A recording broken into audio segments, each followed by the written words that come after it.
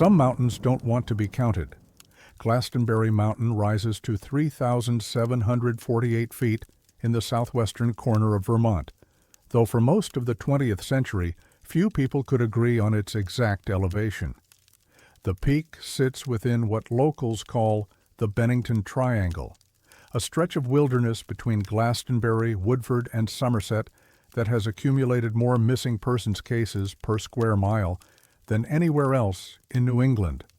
The Long Trail, which runs along its western ridge, was cut in 1912 by the Green Mountain Club, and by 1930, hikers had already begun reporting strange experiences along this particular section. Compasses that spun without settling, distances that seemed to stretch or compress depending on the direction of travel, and an unusual acoustic quality that swallowed sound rather than reflecting it. The town of Glastonbury itself was never much of a town. At its peak in 1880, it claimed 241 residents, mostly loggers and charcoal burners who worked the surrounding forests. By 1937, that number had dwindled to 7. By 1950, the town had been officially disincorporated, its charter dissolved by the Vermont legislature due to insufficient population. What remained was a ghost grid of cellar holes and stone walls slowly being consumed by second-growth forest. The mountain loomed above it all, indifferent to the human retreat from its slopes. The Abenaki people, whose ancestors traveled these ridges for thousands of years, rarely established permanent settlements in the immediate area. Oral traditions collected by ethnographers in the early 1900s referenced the region as a place where the land forgets itself, a phrase that has never been satisfactorily translated or explained. On the morning of February 9, 1951, Raymond Aldrich left his boarding house in Bennington to deliver mail along rural Route 7, which wound through the hill towns east of the mountain. He was 43 years old, a veteran of the Pacific Theater, and had worked for the United States Postal Service since his discharge in 1946.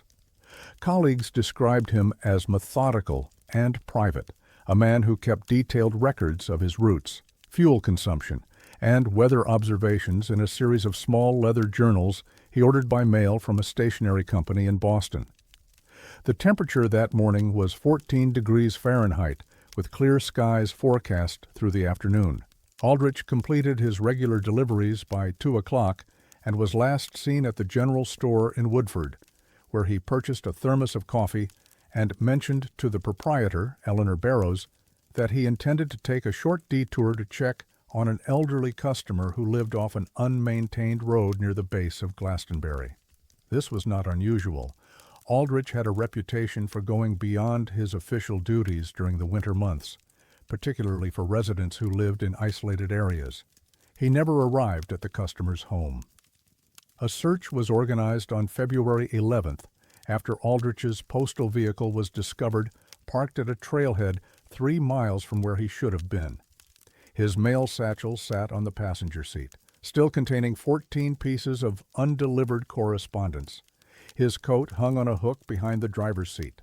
Searchers found his body on February 13th, approximately 1.4 miles up the Long Trail, in a small clearing just below the tree line. He was frozen solid, positioned as if he had stopped mid-stride and simply never taken another step. The official cause of death was hypothermia, complicated by exposure, though the county coroner noted in his report that the body's positioning was atypical for cold weather fatalities, which usually show evidence of the subject seeking shelter or assuming a fetal position for warmth. 11 steps ahead of Aldrich's body stood a stone cairn.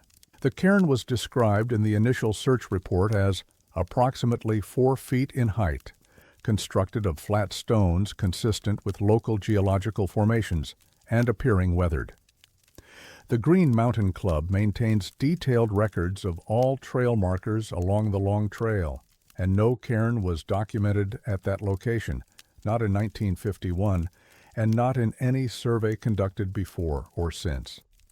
Harold Pemberton, one of the volunteer searchers and a member of the Green Mountain Club's trail maintenance crew, gave a statement to the Bennington Banner that was published on February 16th. I've walked that section of trail maybe 50 times over the years.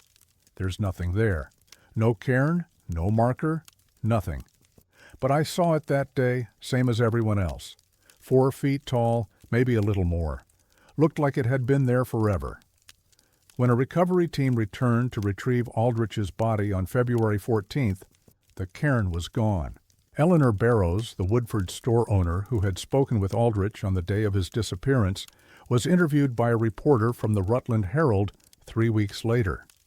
She recalled that Aldrich had seemed distracted during their brief conversation, not anxious, but preoccupied. "He asked me something strange," Barrows said. "He asked if I knew how many steps it was from the counter to the door. I told him I'd never counted. He said, 'I've been counting everything lately. I can't seem to stop.'" Chester Gaines, a retired logger who had lived in the Glastonbury area since childhood, refused to speak to newspaper reporters, but allegedly told a family member that he had seen cairns appear and disappear on the mountain since he was a boy. "The stones move when you're not looking," he reportedly said. "They've always moved." The Bennington County Sheriff's Department interviewed 17 individuals in connection with Aldrich's death. None could explain why he had left his vehicle, abandoned his coat, and walked into the wilderness during winter conditions. None could explain the cairn. Raymond Aldrich's personal effects were returned to his sister, Margaret Aldrich Whitmore, in Springfield, Massachusetts, in late March of 1951. Among them was his final journal, which had been found in his trouser pocket. The journal was water-damaged and partially illegible, but investigators had transcribed what they could before releasing it. The last 12 pages contained a single phrase, written repeatedly in increasingly uneven handwriting. "They count differently here." The phrase appeared 63 times, according to the official transcription. Some repetitions were neat and measured. Others were cramped and hurried, as if written while moving. The final instance was incomplete, ending mid-word. Margaret Aldrich Whitmore kept the journal until her death in 1984.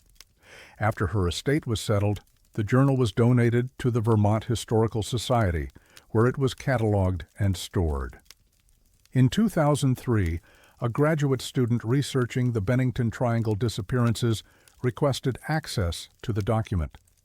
According to her correspondence with the Society, she was informed that the journal had been removed from the collection at an unspecified date, and that no record of its current location exists.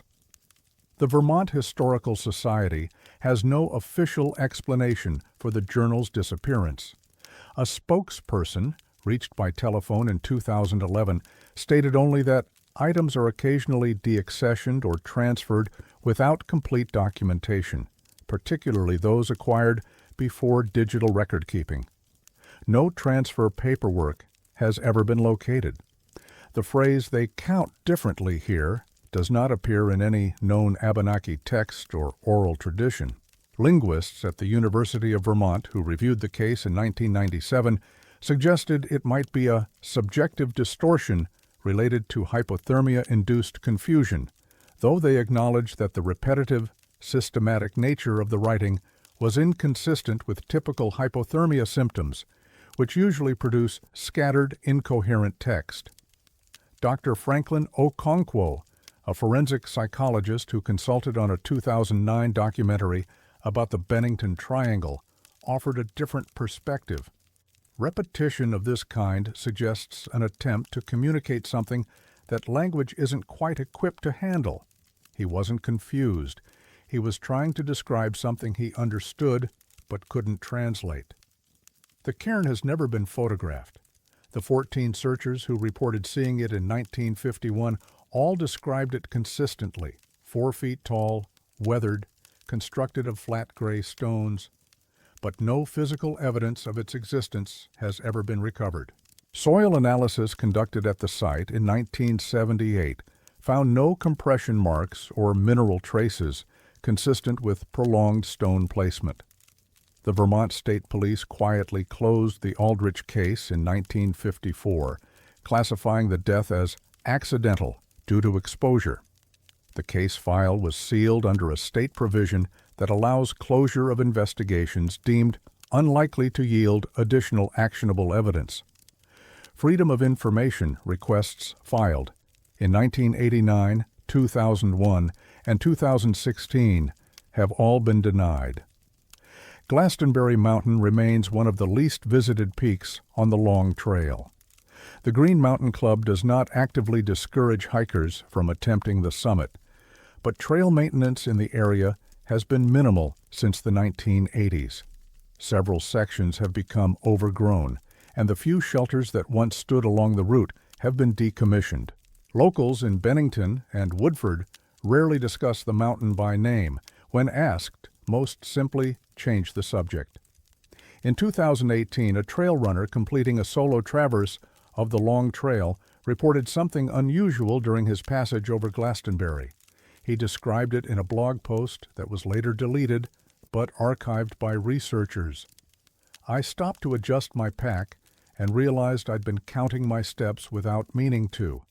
I don't know when I started. I don't know how long I'd been doing it. When I tried to stop, I couldn't remember what number I was on. It was like the count just erased itself. He completed the traverse without incident. He has not returned to Vermont. Raymond Aldrich took 11 steps towards something that should not have been there. He stopped on the 12th. No one knows why he stopped counting. The stones remember, the trail forgets. And somewhere on Glastonbury Mountain, the numbers still don't add up.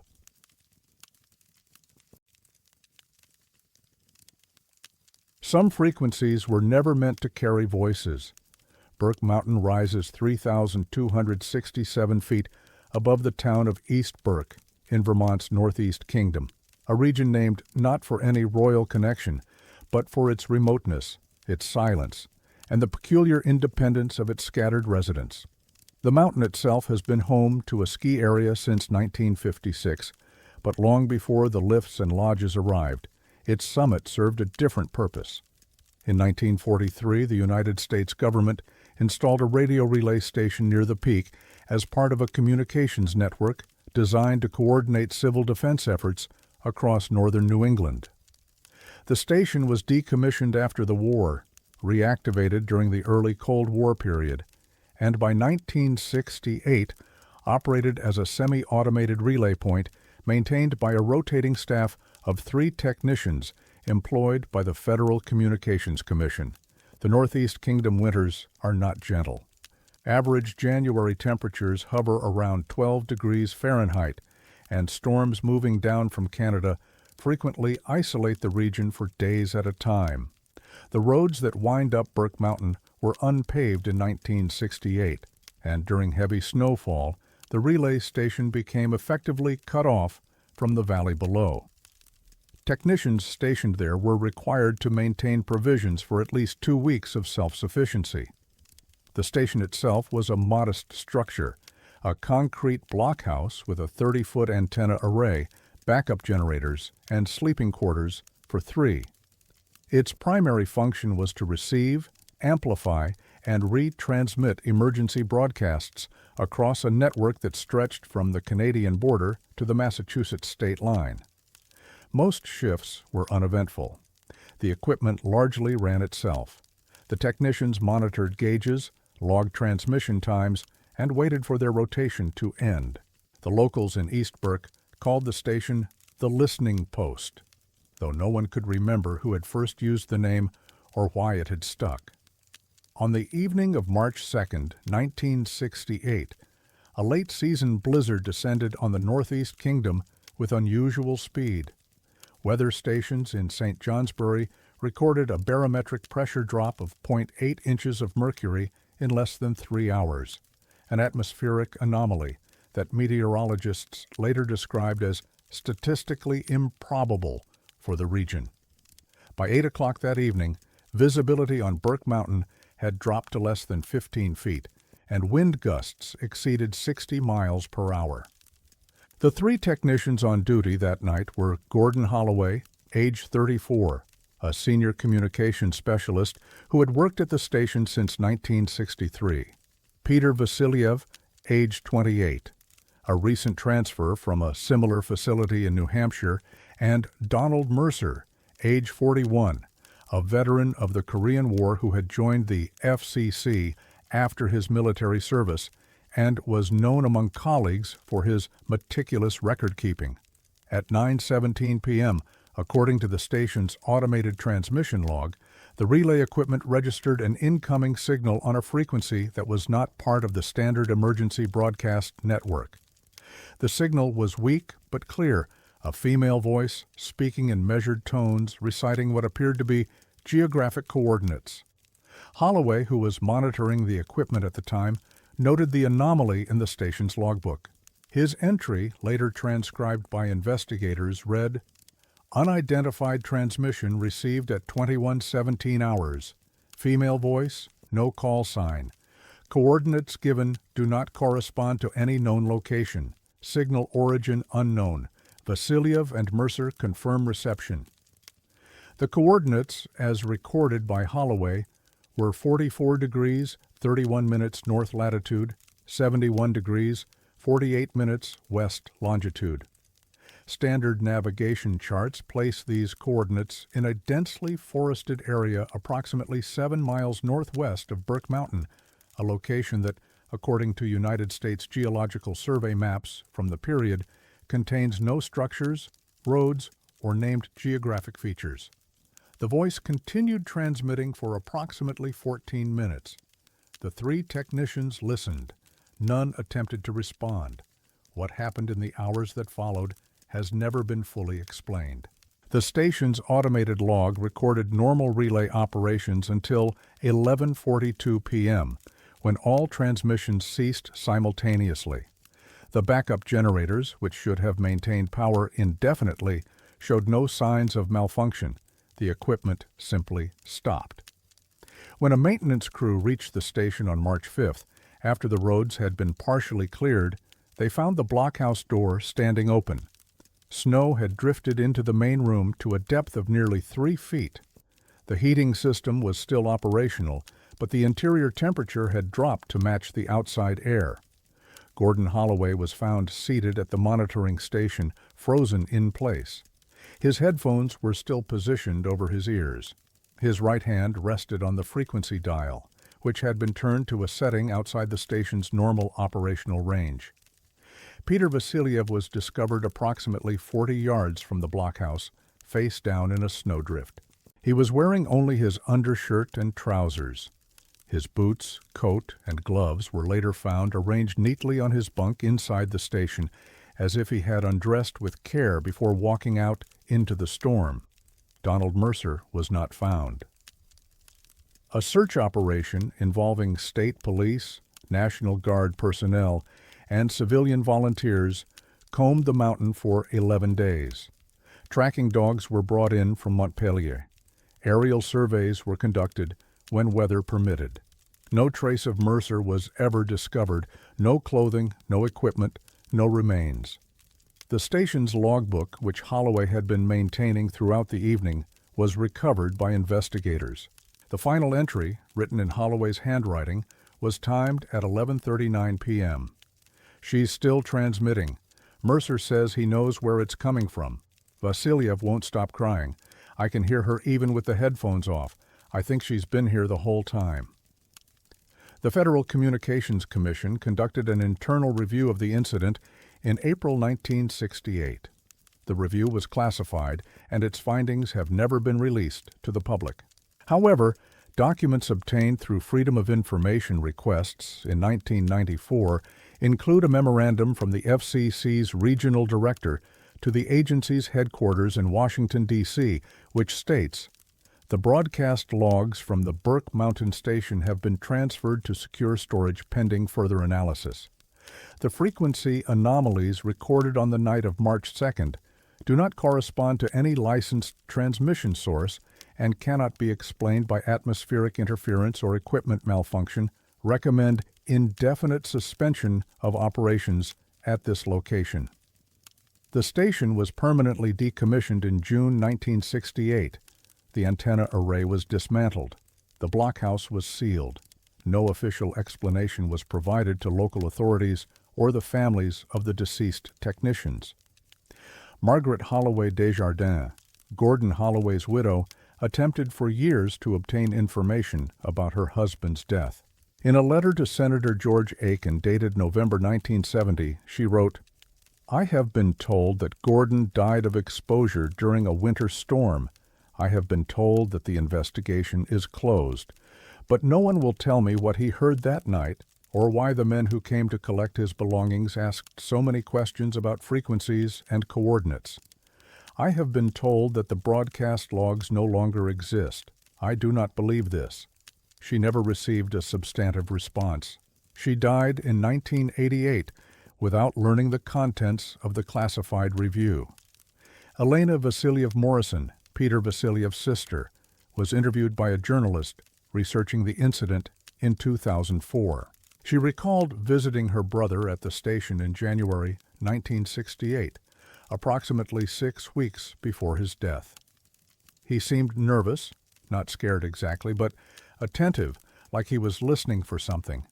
I asked him if everything was all right, and he said, "There's a woman who calls sometimes, late at night. She never identifies herself. She just gives numbers." I thought he was joking. Peter always had a strange sense of humor. She paused before adding, "He wasn't joking." The coordinates transmitted on the night of March 2, 1968, have been investigated by amateur researchers and professional cartographers alike. The location they indicate, approximately 7 miles northwest of Burke Mountain, has been surveyed multiple times. Ground-penetrating radar scans conducted in 2011 revealed no subsurface anomalies. Soil samples showed no evidence of human activity.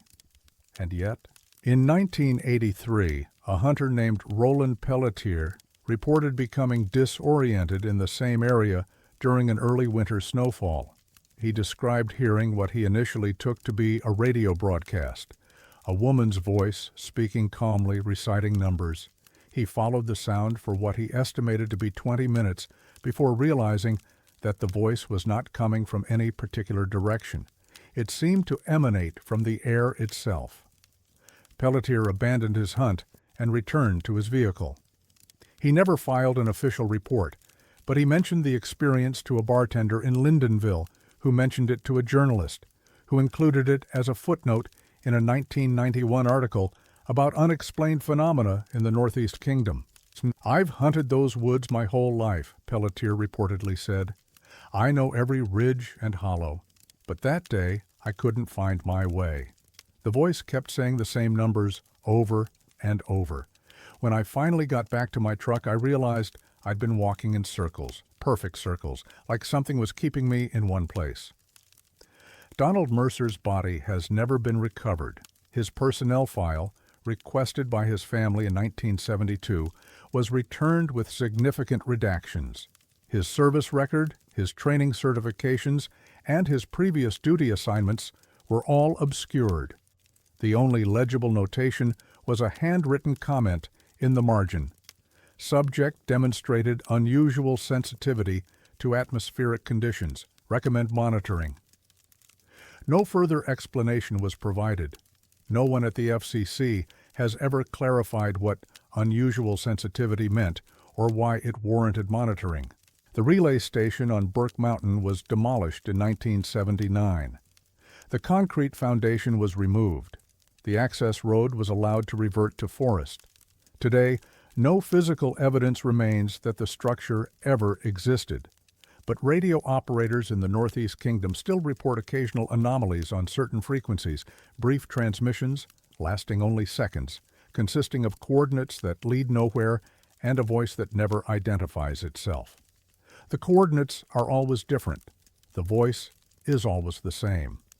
In 2017, a ham radio enthusiast in East Burke recorded one such transmission and posted it to an online forum dedicated to unexplained broadcast phenomena. The recording lasted 11 seconds. The voice was calm, female, and spoke with no discernible accent. The coordinates given pointed to a location in the Atlantic Ocean, 400 miles off the coast of Nova Scotia. The enthusiast noted that the transmission occurred at exactly 11:42 p.m., the same time the Burke Mountain station went silent 49 years earlier. She has been broadcasting ever since. No one has ever answered. The signal persists.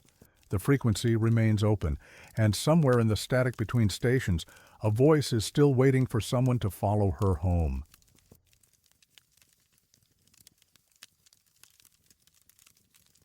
"20 feet is not a long distance until it becomes infinite." The Gold Brook covered bridge spans a narrow stretch of Gold Brook in Stowe, Vermont, a town better known for its ski resorts and autumn foliage than for the quiet strangeness that sometimes settles over its back roads. The bridge was built in 1844, one of more than 100 covered bridges constructed across Vermont during the 19th century to protect wooden trusses from the region's punishing winters. It measures 49 feet in length and stands approximately 15 feet above the water at its center point.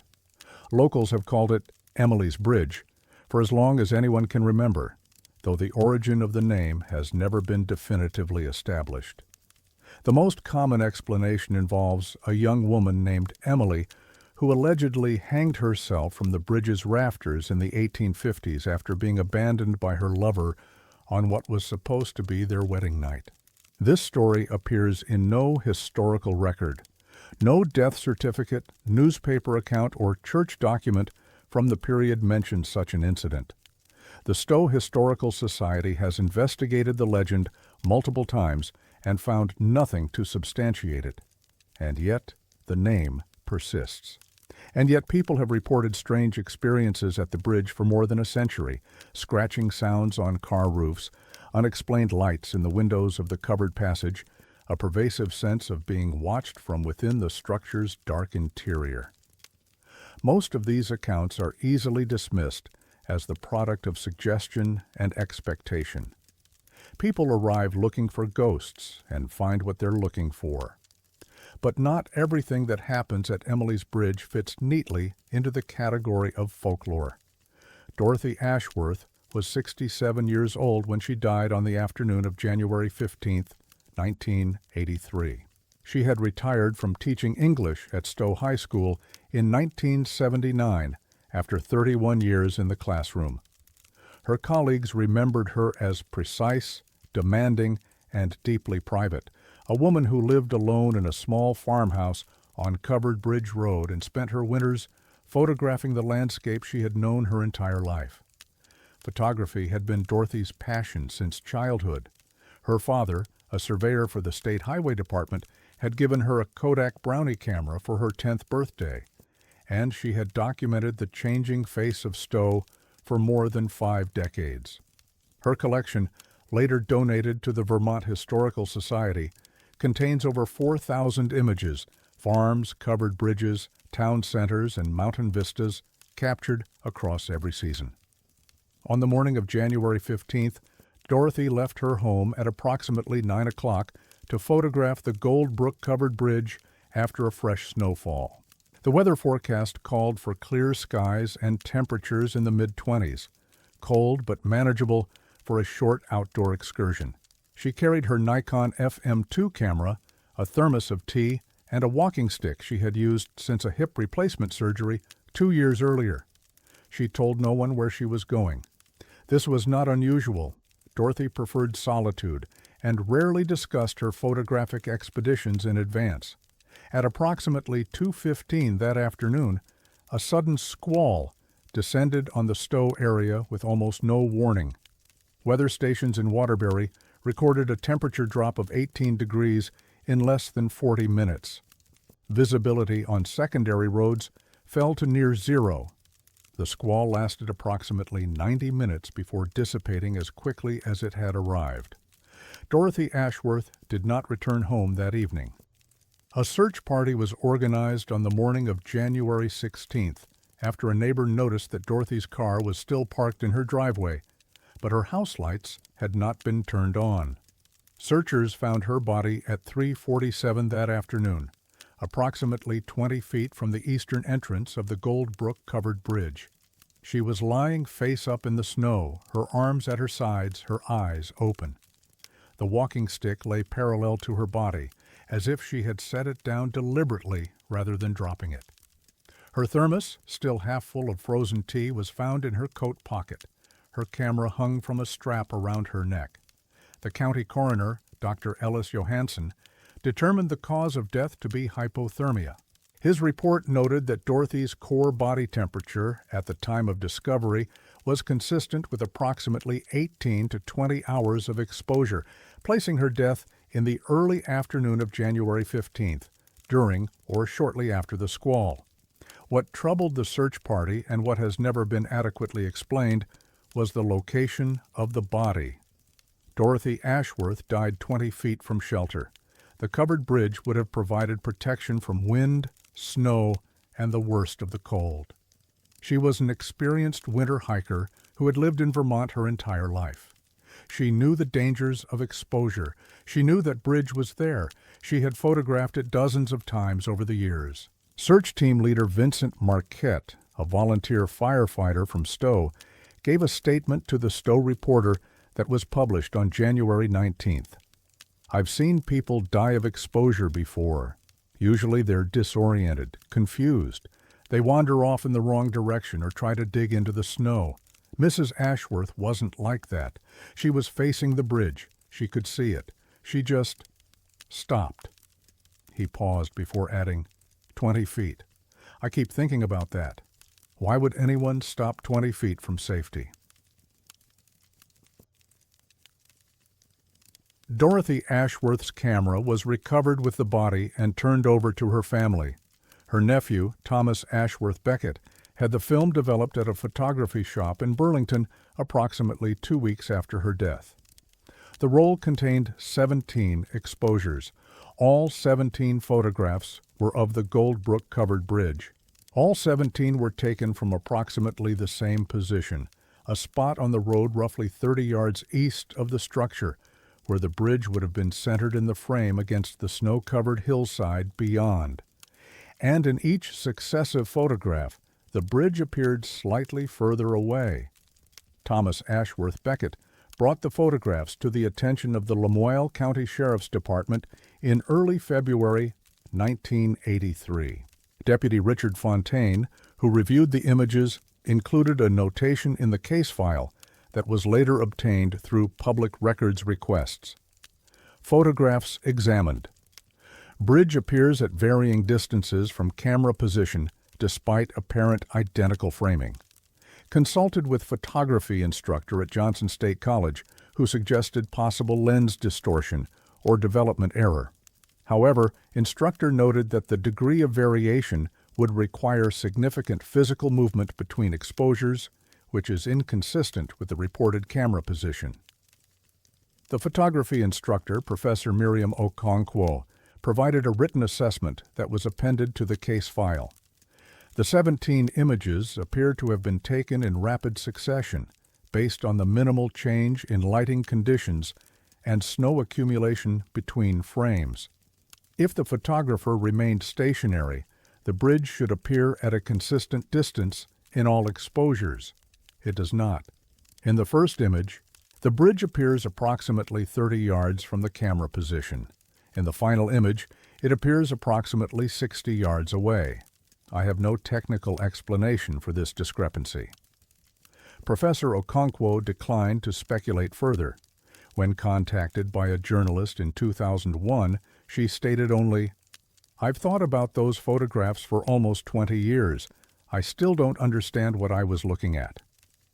The Goldbrook covered bridge has not moved. Surveys conducted in 1984, 1997, and 2012 confirm that its position has remained constant since its construction in 1844. The road leading to the bridge has not been altered.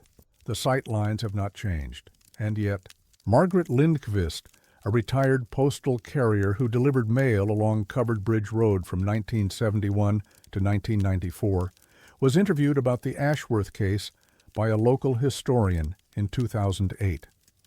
She recalled driving past the bridge on the afternoon of January 15, 1983.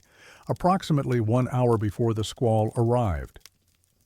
"I saw Dorothy standing in the road with her camera," Lindqvist said. "She was taking pictures of the bridge, same as always. I waved, but I don't think she saw me. She was focused on something. Concentrated, you know, like she was trying to get a shot that wasn't coming out right." Lindqvist paused. "I've driven past that bridge 1,000 times. I know exactly how far it is from where she was standing. But that day, and I know how this sounds, the bridge looked wrong. It looked too far away, like the road had stretched out somehow. I remember thinking I must be tired, that my eyes were playing tricks on me, but I've never forgotten it." She was asked if she had ever experienced anything similar at the bridge before or since. "No," she said, "and I don't go that way anymore if I can help it." Dorothy Ashworth's 17 photographs were retained by her family until 2004, when Thomas Ashworth Beckett donated them to the Stowe Historical Society along with the rest of his aunt's collection.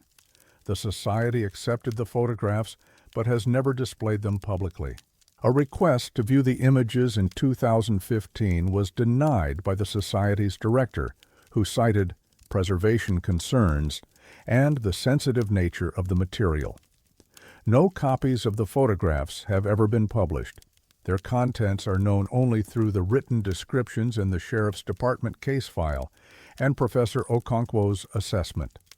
The case file itself was closed in March 1983.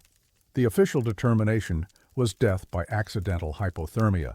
No further investigation was recommended, but the 20 feet has never been explained. Dorothy Ashworth was not confused. She was not disoriented. She was facing directly toward the bridge, toward safety, toward shelter, toward warmth. She had her camera in her hands. She was taking photographs, and then she stopped. In 1991, a hiker passing through Stowe reported an unusual experience near the Goldbrook-covered bridge during a light snowfall. He had paused to photograph the structure when he noticed that his viewfinder seemed to show the bridge at a greater distance than his unaided eyes perceived. He took several photographs, then lowered the camera and walked toward the bridge. "It felt like walking on a treadmill," he later wrote in an online hiking forum. "I was moving, but I wasn't getting any closer.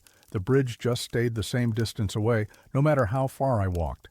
It lasted maybe 30 seconds, and then everything was normal again.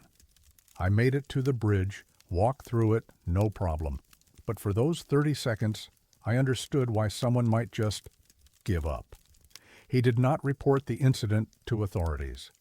He has never returned to Stowe. The Goldbrook-covered bridge still stands. It is listed on the National Register of Historic Places. Tourists visit it every year, drawn by the legend of Emily and the promise of a ghost story with a satisfying shape. But some distances cannot be measured, and some bridges are further than they appear. Dorothy Ashworth walked 30 yards towards shelter and found herself 60 yards away. She took 17 photographs of a structure that refused to stay still. She stopped 20 feet from safety and lay down in the snow to wait for something that never came. Her camera saw what she saw. No one has ever explained what that was. The bridge remains. The photographs exist. And 20 feet is still not a long distance, unless you're the one who has to cross it.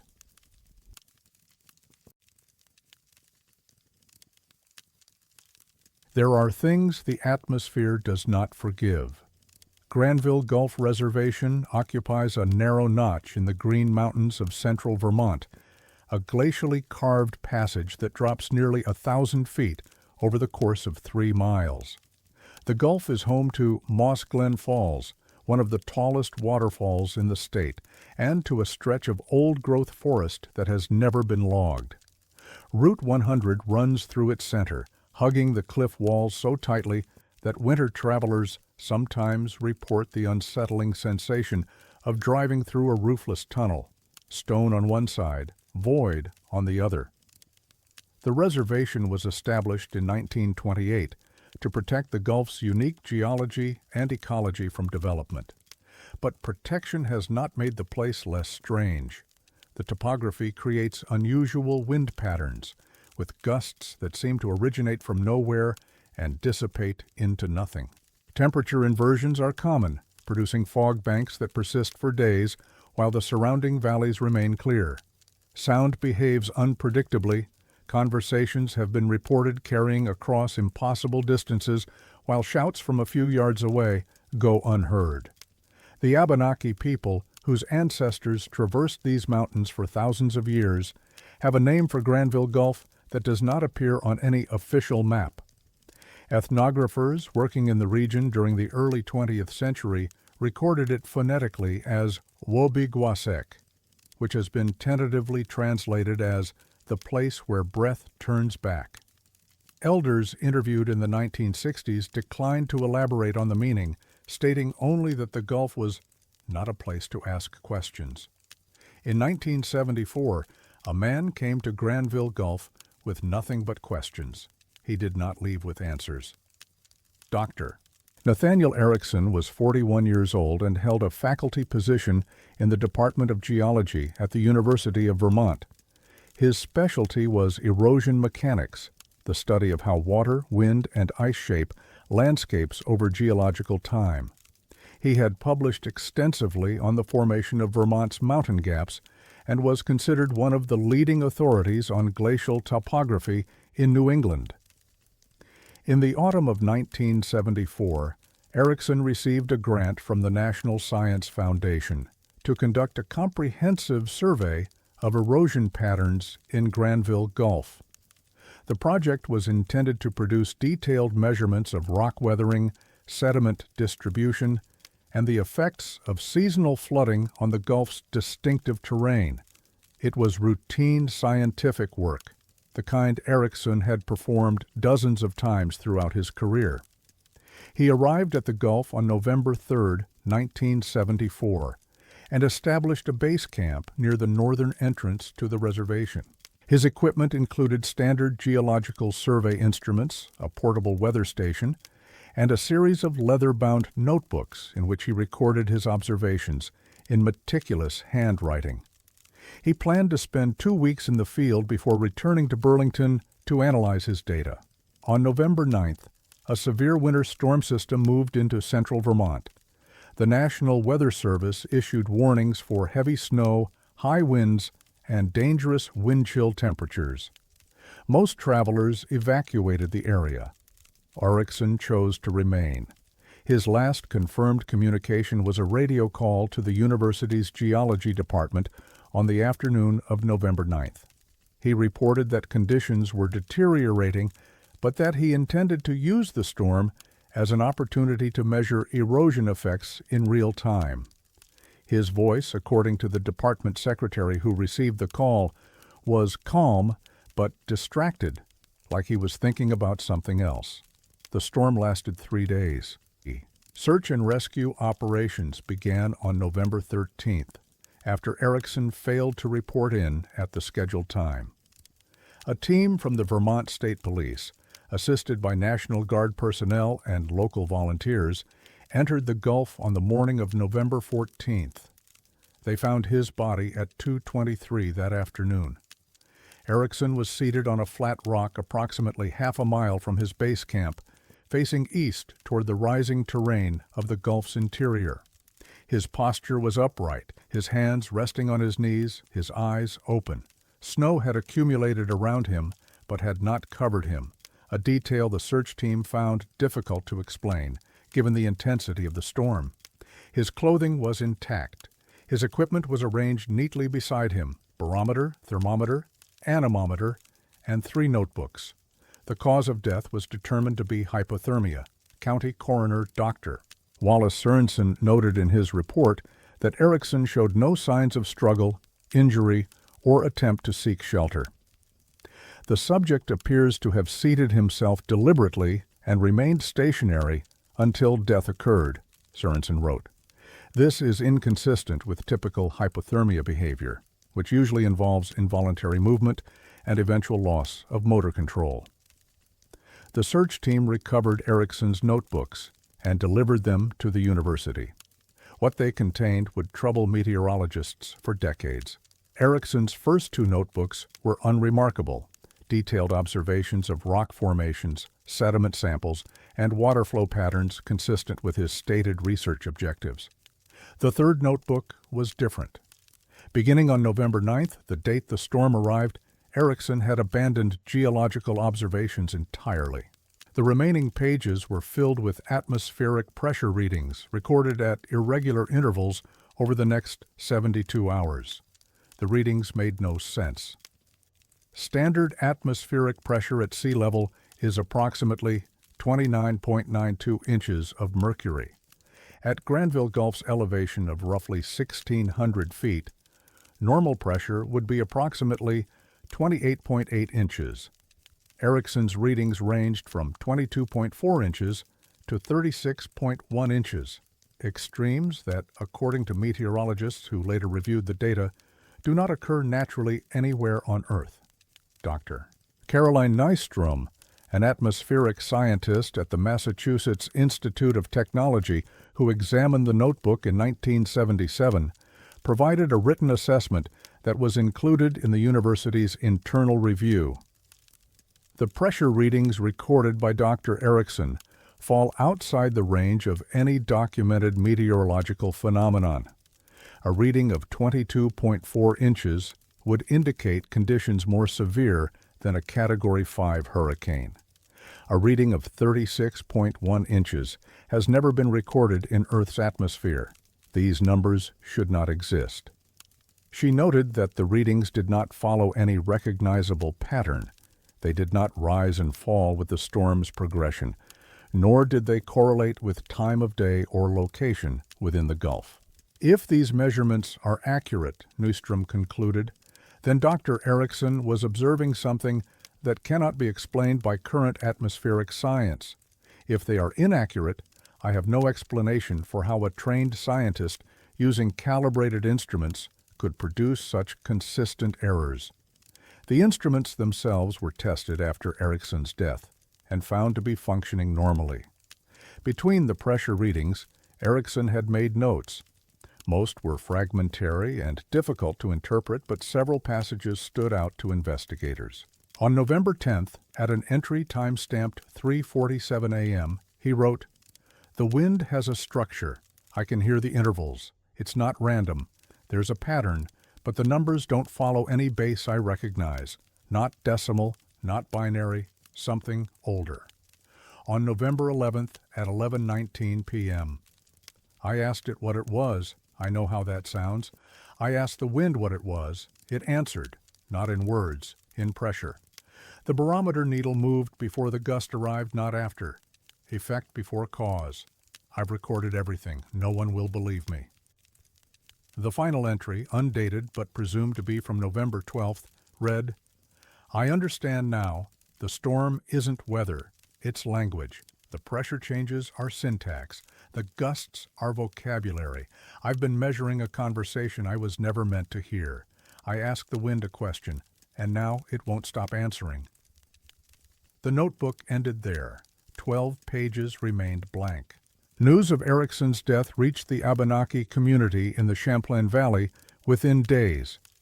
A request was made through official channels for assistance in retrieving the body and equipment from the Gulf. Several elders declined to participate. Raymond Obomsawin, a community liaison who served as an intermediary between state officials and tribal leadership, was interviewed by a reporter from the Burlington Free Press in December 1974. He explained carefully that certain places in the mountains were not meant to be studied. "There are old stories about that Gulf," Obomsawin said, "stories we don't tell outsiders. But I can say this, there are places where the wind remembers. It remembers everything that passes through. And if you try to measure it, to count it, to name it, it notices." He was asked what happened when the wind noticed. "It answers," he said, "and you don't want to hear the answer." When pressed about Ericsson specifically, Obomsawin would say only, "He asked the wind a question. That's why the elders won't go near him. You don't touch someone the wind has spoken to." The body was eventually retrieved by state personnel without tribal assistance. Erickson was buried in Burlington in late November. His notebooks were retained by the university and classified as research materials of uncertain provenance. Granville Gulf Reservation remains open to the public, though visitation drops sharply during winter months. The Vermont Department of Forests, Parks, and Recreation maintains the trails and scenic overlooks, but has never established permanent monitoring equipment in the Gulf's interior. A proposal in 1982 to install automated weather stations along the Gulf was rejected after a site survey team reported equipment malfunctions that could not be explained. Barometers gave erratic readings. Anemometers spun in the absence of wind. Thermometers fluctuated wildly despite stable conditions. The survey team leader, in a memo that was later leaked to local journalists, wrote, "The instruments appear to be responding to stimuli we cannot detect. Recommend abandonment of the project." The weather stations were never installed. In 2009, a graduate student from the University of Vermont attempted to replicate Erickson's research as part of a thesis on historical atmospheric anomalies. She spent 3 days in Granville Gulf during a mild autumn storm, recording pressure readings at regular intervals. Her data showed nothing unusual. But in her thesis notes, later obtained by a researcher investigating the Erickson case, she included a personal observation. "On the second night, I woke to what I can only describe as a rhythm in the wind. It wasn't gusting, it was pulsing, like breathing, with intervals that felt deliberate. I tried to count the spaces between pulses, but the numbers kept changing. I couldn't hold them in my head. By morning I had forgotten the sequence entirely. I have never experienced anything like it, and I do not intend to try again." She completed her thesis on a different topic. She has never returned to Granville Gulf. Nathaniel Erickson's notebooks remain in the University of Vermont's archives, classified but not destroyed. Requests to access them have been denied since 1985, when the university adopted a policy of restricting materials whose scientific validity cannot be established. The pressure readings have never been explained. The pattern, if there is one, has never been decoded. The wind continues to move through Granville Gulf, shaping the rock, carrying the snow, speaking in a language that instruments can detect, but humans cannot understand. He asked the wind a question. The wind answered. And somewhere in the archives, in a leather-bound notebook filled with impossible numbers, the conversation continues. The Gulf remains. The wind remembers. And some questions, once asked, echo longer than the person who spoke them.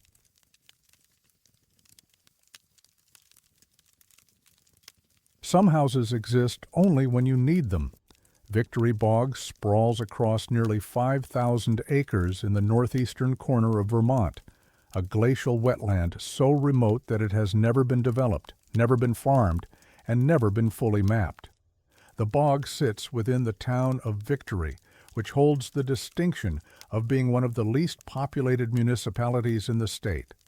Fewer than 70 residents spread across nearly 27,000 acres of forest, swamp, and unmarked terrain. There are no paved roads in Victory, no gas stations, no stores. The town has never had a traffic light. The bog itself is a labyrinth of black spruce, tamarack, and sphagnum moss, punctuated by pools of water that appear and disappear with the seasons. In winter, the landscape flattens into a uniform white expanse that offers few landmarks and fewer reference points. Compasses behave erratically near the bog's center due to iron deposits in the underlying bedrock. GPS signals, when the technology became widely available in the late 1990s, proved unreliable. Satellites frequently lost contact with receivers positioned within the bog's interior. The Vermont Department of Fish and Wildlife has classified Victory Bog as a protected natural area, but the classification feels more like acknowledgement than intervention. The bog protects itself, it always has. Local hunters know the area's reputation. They know to stay on the marked trails, to carry more supplies than they think they need. and to turn back at the first sign of weather. Most of them follow these rules. Carl Bergstrom did not. Carl Bergstrom was 53 years old in January 1992, a machinist from St. Johnsbury who had hunted deer in the Northeast Kingdom since his teenage years. Friends described him as experienced, methodical, and unusually confident in his navigation skills. He had completed wilderness survival training with the Vermont National Guard in the 1970s and often boasted that he could find his way out of any forest in the state with nothing but a compass and common sense. On the morning of January 18, 1992, Bergstrom entered Victory Bog alone to track a deer he had wounded the previous afternoon. Fresh snow had fallen overnight, and he expected the blood trail to be easy to follow. He told his wife he would return by nightfall. At approximately 2:30 that afternoon, a fast-moving squall descended on the Northeast Kingdom. The storm had not appeared in morning forecasts. Weather stations in Lyndonville recorded a temperature drop of 14 degrees in less than an hour, with visibility falling to near zero as wind-driven snow filled the air. The squall lasted approximately 3 hours before moving northeast into New Hampshire. Carl Bergstrom did not return home that evening. A search party was organized at dawn on January 19th. Volunteers from Victory, Granby, and Lunenburg joined Vermont State Police and fish and wildlife officers in combing the edges of the bog. Conditions were difficult. Temperatures remained in the single digits, and fresh snow had obscured any tracks from the previous day. They found Bergstrom's body at 1:47 that afternoon, approximately 2 miles northwest of where he had entered the bog. He was lying face down in a shallow depression, his arms extended in front of him as if he had been crawling.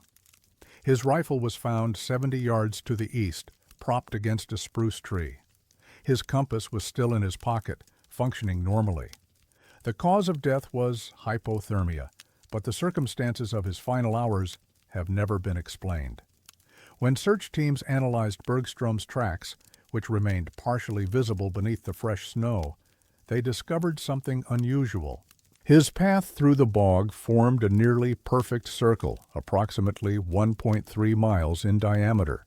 He had walked continuously for what appeared to be several hours, returning again and again to the same approximate location without ever breaking the pattern. Game Warden Thomas Pelchat, who led the tracking analysis, described the findings in his official report. Subject's tracks indicate sustained ambulatory movement in a circular pattern. No evidence of backtracking, course correction, or attempts to establish linear travel. Track depth and spacing suggest consistent pace throughout.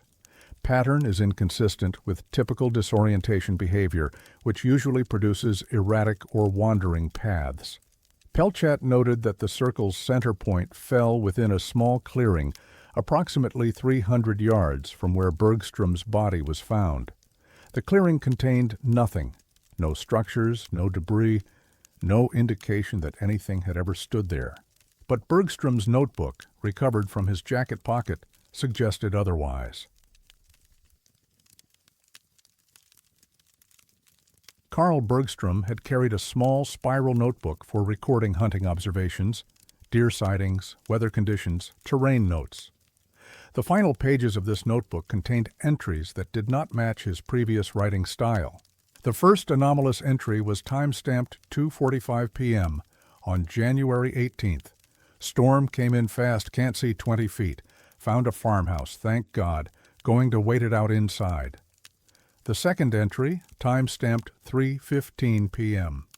House is old, no electricity, fireplace but no wood. Furniture covered in sheets, feels like no one's been here in years.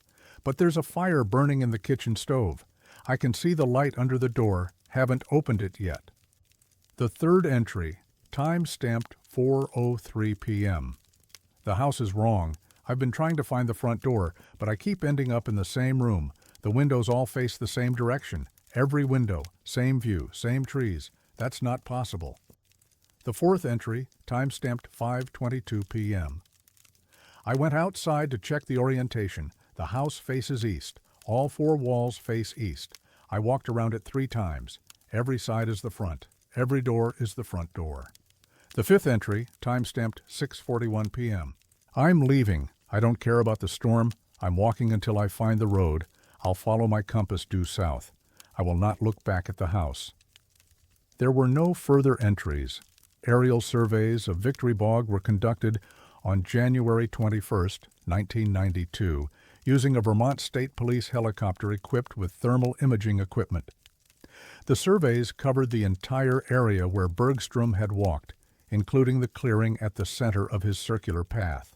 The photographs showed unbroken wetland, no structures, no foundations, no indication that any building had ever existed in the area.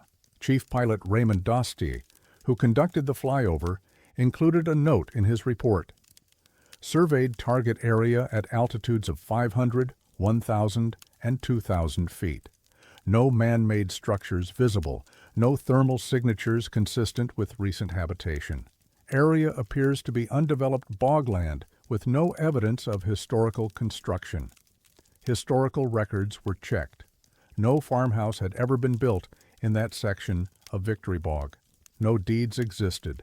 No surveys mentioned any structure within 3 miles of the location Bergstrom described. The town clerk of Victory, Eleanor Nadeau, was interviewed by investigators in late January. She had lived in the area her entire life and knew its history better than anyone. "There's never been a house out there," she said. "That's deep bog. You couldn't build on it if you tried. The ground won't hold." She paused. "But you're not the first to ask. People have been seeing that house for as long as I can remember.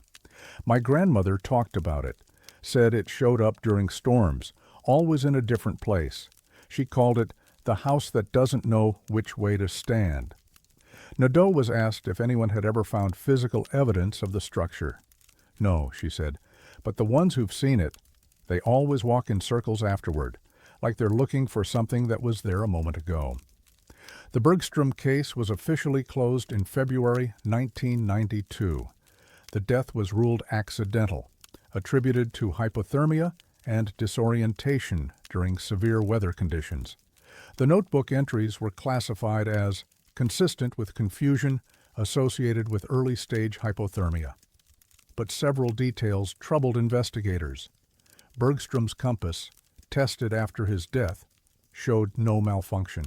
If he had been following it due south, as his final entry indicated, he should have emerged from the bog within 40 minutes.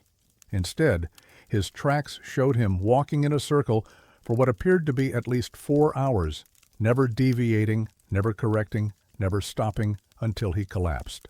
Dr. Ingrid Halverson, a psychologist specializing in wilderness survival at the University of Vermont, reviewed the case in 2004 as part of a broader study on disorientation deaths. Her assessment noted several anomalies. The circular walking pattern is unusual, but not unprecedented, in hypothermia cases. What distinguishes this case is the precision of the circle and the content of the written entries. Most hypothermia victims experience cognitive decline that manifests in fragmented or incoherent writing. Mr. Bergstrom's entries are detailed, observational, and logically structured. They describe something he believed he was experiencing in real time. She concluded, "Either Mr. Bergstrom was hallucinating with unusual clarity and consistency, or he was describing something he actually saw. I cannot determine which explanation is more likely." Victory Bog remains one of the least visited natural areas in Vermont. The access roads are unmaintained. The trails are unmarked. The few hunters who venture into its interior do so with considerable preparation and rarely travel alone. Since 1992, there have been 3 additional reports of structures sighted in the bog during winter storms: a barn in 1997, a church steeple in 2003, and what one hiker described as a row of connected buildings like a village street in 2016. In each case, follow-up surveys found nothing. Two of the three witnesses reported walking in circles before finding their way out. The third, the hiker who saw the village, was never found. Carl Bergstrom's widow kept his notebook until her death in 2011. It was donated to the Vermont Historical Society, where it remains in storage, uncatalogued. The house that doesn't know which way to stand has never been photographed, never been mapped, and never been explained. It appears only during storms, only to those who are alone, and only in a place where the ground cannot hold. Carl Bergstrom found shelter from the cold. He never found his way out.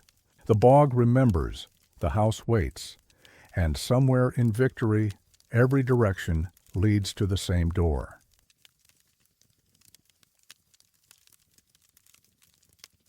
True north should always point home.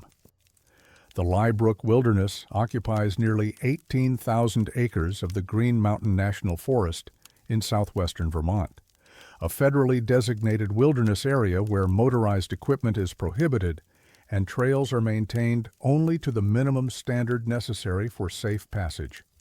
The wilderness takes its name from Lye Brook, which cuts through the terrain in a series of cascades culminating in Lye Brook Falls, a 160-foot drop that ranks among the tallest waterfalls in Vermont. The falls have drawn hikers since the late 19th century, though the trail to reach them is neither short nor forgiving. The Lye Brook Falls Trail begins at a parking area off Manchester's East Road and climbs approximately 2.3 miles to a viewing platform near the base of the falls. The route gains over 900 feet in elevation and crosses multiple stream drainages, rocky outcroppings, and dense stands of northern hardwood forest. In summer, the trail is considered moderately difficult. In winter, it becomes something else entirely. The Green Mountain National Forest has never actively encouraged winter hiking in the Lye Brook Wilderness. The trails are not maintained during snow season. The terrain is prone to sudden weather changes, and the area has a documented history of compass anomalies that the Forest Service has acknowledged but never fully explained.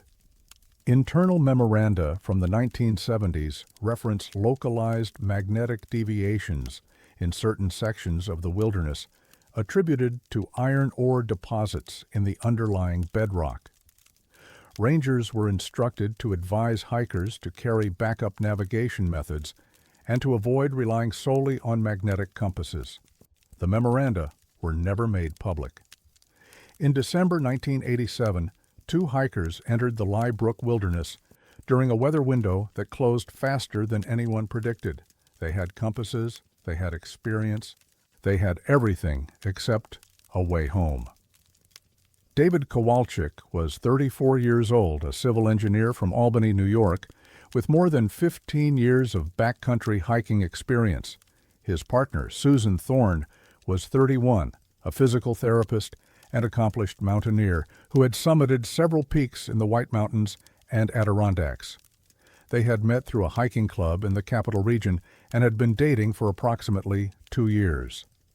On the morning of December 12, 1987, they parked their vehicle at the Lye Brook Falls trailhead and began hiking toward the falls. Weather forecasts called for partly cloudy skies with temperatures in the mid-20s, cold but manageable. They planned to reach the falls by early afternoon, eat lunch, and return before dark. At approximately 1:15 p.m., a winter storm that had been expected to track north into Canada made an unexpected turn to the southeast.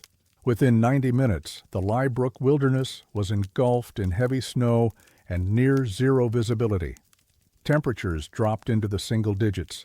Wind gusts exceeded 40 miles per hour. Neither Kowalczyk nor Thorne returned to their vehicle that evening. A search operation was initiated on the morning of December 13th. Conditions remained difficult.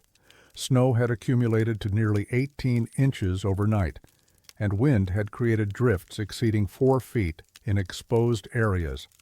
Search teams entered the wilderness from multiple access points, using both ground tracking and aerial reconnaissance.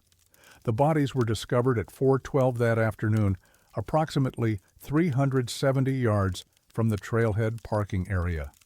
The scene, as documented in the official search and rescue report, presented immediate contradictions. Kowalczyk and Thorne were found together, seated side by side against a large granite boulder. Their packs were still on their backs. Their outer layers were intact. They showed no signs of having attempted to build shelter, start a fire, or dig into the snow for warmth. The cause of death for both was determined to be hypothermia. What troubled investigators was the location, 370 yards. In normal conditions, a healthy adult can walk that distance in less than 4 minutes. The trailhead, with its parking area, access road, and potential for passing vehicles, was visible from where they died. On a clear day, standing at that boulder, you could see the cars. But on December 12, 1987, it was not a clear day, and their compasses told them something different. Both hikers carried Silver Ranger compasses, standard equipment for backcountry navigation. Both compasses were recovered with the bodies. Both were locked at exactly 0 degrees, true north. Search team leader Martin Ostrowski, a Forest Service wilderness ranger with 23 years of experience, noted the compass readings in his report. Both compasses examined at scene showed needles fixed at 0 degrees, true north. Neither needle moved when compasses were rotated. Condition persisted after removal from cold environment. Compasses subsequently tested at Manchester Ranger Station showed normal function with no detectable malfunction. The compasses worked perfectly once they left the wilderness. They had simply stopped working when it mattered. The official explanation offered by the Forest Service attributed the compass malfunction to localized magnetic anomalies consistent with documented iron ore deposits in the Liebrook Wilderness area. The explanation satisfied administrative requirements, but answered nothing. Dr. Franklin Horowitz, a geophysicist at Dartmouth College who reviewed the case in 1993, provided an assessment that contradicted the official narrative. Iron ore deposits can cause compass deviation, that is, they can cause the needle to point away from magnetic north by a measurable amount. What they cannot do is cause a compass needle to lock in place. A locked needle indicates either mechanical failure or exposure to an extremely powerful magnetic field. The Forest Service's own testing confirmed no mechanical failure.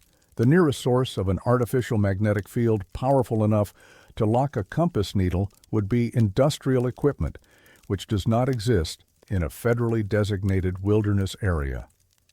Horowitz noted that the phenomenon described, 2 compasses locking at the same bearing simultaneously, had no precedent in his professional experience.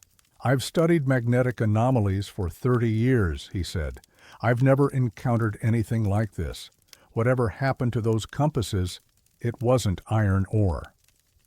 The families of both hikers requested access to the Forest Service's internal documentation on magnetic anomalies in the Liebrook Wilderness. Their requests were denied, with the agency citing ongoing research that was never published. In 1988, the Forest Service closed the Liebrook Falls Trail for rehabilitation and environmental assessment. The trail remained closed until 1999, 11 years. When it reopened, no explanation was provided for the extended closure, and no assessment report was released. Margaret Kowalczyk Brennan, David Kowalczyk's sister, spent years attempting to understand what had happened to her brother. In 2001, she obtained partial Forest Service records through a Freedom of Information Act request. Most of the documents were heavily redacted, but one passage from a 1988 internal memorandum remained legible. Survey crews report continued magnetic inconsistencies in Sector 7 of the Liebrook Wilderness. Compass readings in the affected area show deviation patterns that do not correspond to geological survey data. Recommend continued closure pending further investigation. Note: survey equipment malfunction rate in Sector 7 exceeds 18%, significantly higher than baseline. The memorandum was signed by a district ranger whose name was redacted. No follow-up documents were provided. Margaret Kowalczyk-Brennan shared the documents with a journalist researching wilderness safety in the Green Mountain National Forest. The journalist, Patricia Sundquist, spent 6 months investigating the Lye Brook closure but was unable to obtain additional records. "Every door I tried was closed," Sundquist wrote in her unpublished notes, obtained by researchers in 2015. The Forest Service wasn't hostile, they were just silent. They answered questions about procedure and policy, but anything related to the magnetic surveys or the 1987 deaths was off limits. I asked one ranger directly what happened out there. He said, "Some places don't follow the rules." Then he ended the interview. The Lye Brook Falls Trail reopened in 1999 with no fanfare. The Forest Service issued a brief press release noting that rehabilitation work has been completed and that visitors should exercise standard backcountry precautions. No mention was made of magnetic anomalies. But hikers who have traveled the trail since the reopening have reported occasional irregularities. In 2004, a hiker from Boston named Jerome Washington documented his experience in an online hiking forum. "About halfway to the falls, my compass started acting strange. The needle wouldn't settle. It kept drifting, like it couldn't decide where north was. I figured it was interference from my phone, so I turned the phone off. Didn't help. The needle kept moving, slow and steady in a circle. It did that for about 5 minutes, then snapped back to normal. Weirdest thing I've ever seen." In 2012, a couple hiking the trail in early winter reported that their compass pointed toward the falls the entire time, both directions. When they ascended, the needle pointed up the trail. When they descended, the needle pointed down the trail. North had become relative, oriented not to magnetic poles, but to the falls themselves. They completed the hike without incident, but they have not returned. David Kowalczyk and Susan Thorne died 370 yards from safety. Their compasses told them they were walking north, toward the trailhead, toward their car, toward home. They were walking north. North simply wasn't where it was supposed to be. The Forest Service has never released the full results of its magnetic surveys in the Lye Brook Wilderness. The 11-year closure has never been explained. The compasses, tested and found functional, offered no evidence of malfunction. They just stopped pointing to anything real. In the Lye Brook Wilderness, true north is not a direction. It is a suggestion, and sometimes the wilderness suggests something different. The trail is open now. The falls still flow. And somewhere in those 18,000 acres, north is still a question that no compass can answer.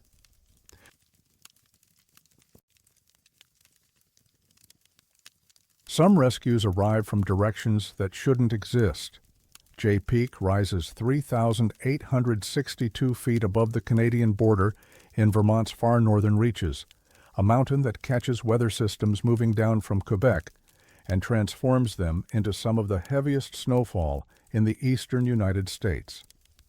The resort that bears its name has operated since 1958, drawing skiers who seek the deep powder and uncrowded trails that the mountain's remote location provides. In 1979, Jay Peak was still a modest operation, 2 chairlifts, a small base lodge, and a ski patrol numbering fewer than a dozen members during peak season. The access road to Jay Peak winds through the town of Montgomery Center before climbing nearly 1,000 feet to the resort's base area. In winter, this road becomes treacherous. Steep grades, sharp curves, and exposure to wind-driven snow that can reduce visibility to nothing in minutes. The town maintains the road as best it can, but storms often move faster than plows. On the evening of February 17, 1979, a storm that had been building over Lake Champlain made landfall with unexpected intensity. Winds exceeded 50 miles per hour. Snowfall rates reached 3 inches per hour.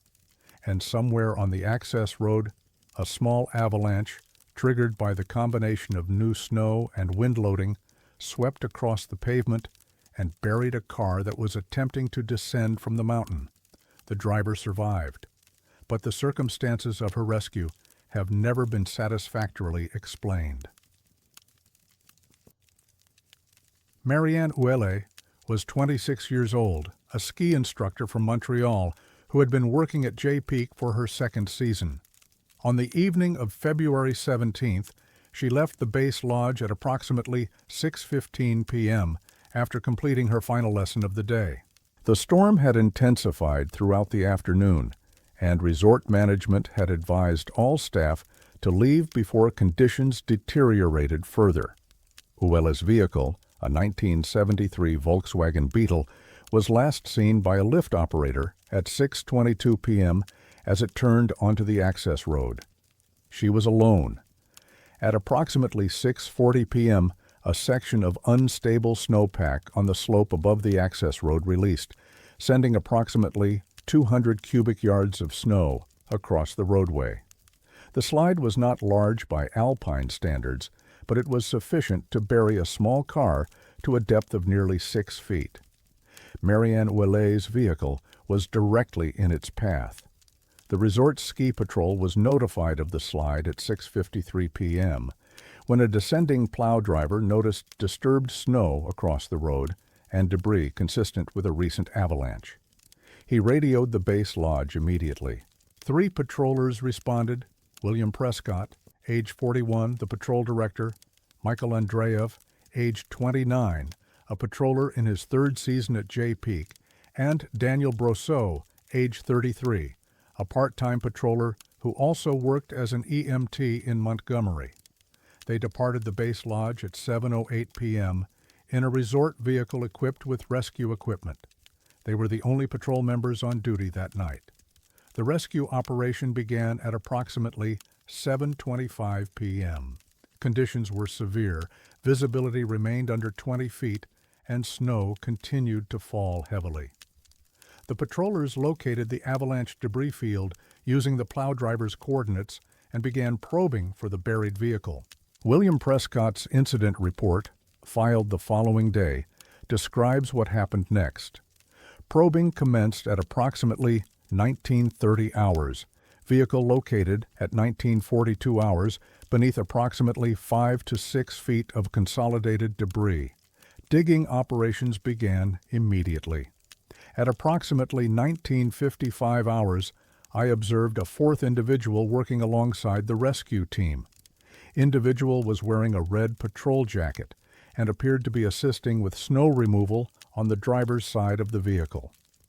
Prescott noted that he assumed the 4th individual was an off-duty patroller who had responded independently to the emergency. He did not recognize the person, but focused his attention on the rescue effort. Michael Andreev's account corroborated Prescott's observations. I was digging on the passenger side when I saw someone in red working across from me. Couldn't see the face, too much snow in the air. I remember thinking it was strange that they weren't using a shovel. They were moving snow with their hands, fast, like they knew exactly where to dig. I tried to call out to them, ask if they had additional equipment, but the wind swallowed my voice. Daniel Brosseau provided a 3rd account that matched the others in essential details, but added one troubling observation. The 4th person wasn't leaving tracks. I noticed it when I moved around the vehicle to assist with extraction. The snow was deep. We were all post-holing up to our thighs. But where this person had been working, the snow was undisturbed, no footprints, no compression marks, nothing. Brosseau reported that he attempted to approach the 4th rescuer to confirm their identity, but that every time I moved toward them, they seemed to be on the other side of the vehicle. Marianne Ouellet was extracted from her vehicle at 8:17 p.m. She was hypothermic and disoriented, but conscious. Emergency medical technicians transported her to North Country Hospital in Newport, where she made a full recovery over the following days. During her hospital stay, she was interviewed by resort management and Vermont State Police as part of the standard incident investigation. Her account of the burial and rescue differed significantly from the patrollers' reports. Detective Sergeant Roland Pelletier documented her statement. Ms. Ouellet reports that she lost consciousness shortly after the avalanche struck her vehicle. She states that she regained awareness when she felt pressure on her chest being relieved and heard someone speaking to her. When asked to describe the person who assisted her, she stated, "It was a woman. She was leaning into the car, clearing snow from my face. I could see her clearly, even though it was dark. I don't know how. She told me to stay calm, that help was coming. She said she would stay with me until they arrived." Pelletier asked Ouellet to describe the woman's appearance. She had dark hair pulled back. She was wearing something red, a jacket, I think, and she was cold. Not like cold from being outside, cold like she had always been cold. When she touched my face, her hands were like ice, but I wasn't afraid. I felt safe. Ouellet was asked if the woman had identified herself. No, I asked her name, but she just shook her head. The last thing she said was, "I know what it's like to wait." Then the patrollers broke through, and she was gone. The resort conducted an internal review of the incident in the weeks following the avalanche. All patrol members were interviewed. Duty rosters were examined. No fourth patroller had been scheduled or dispatched on the evening of February 17th.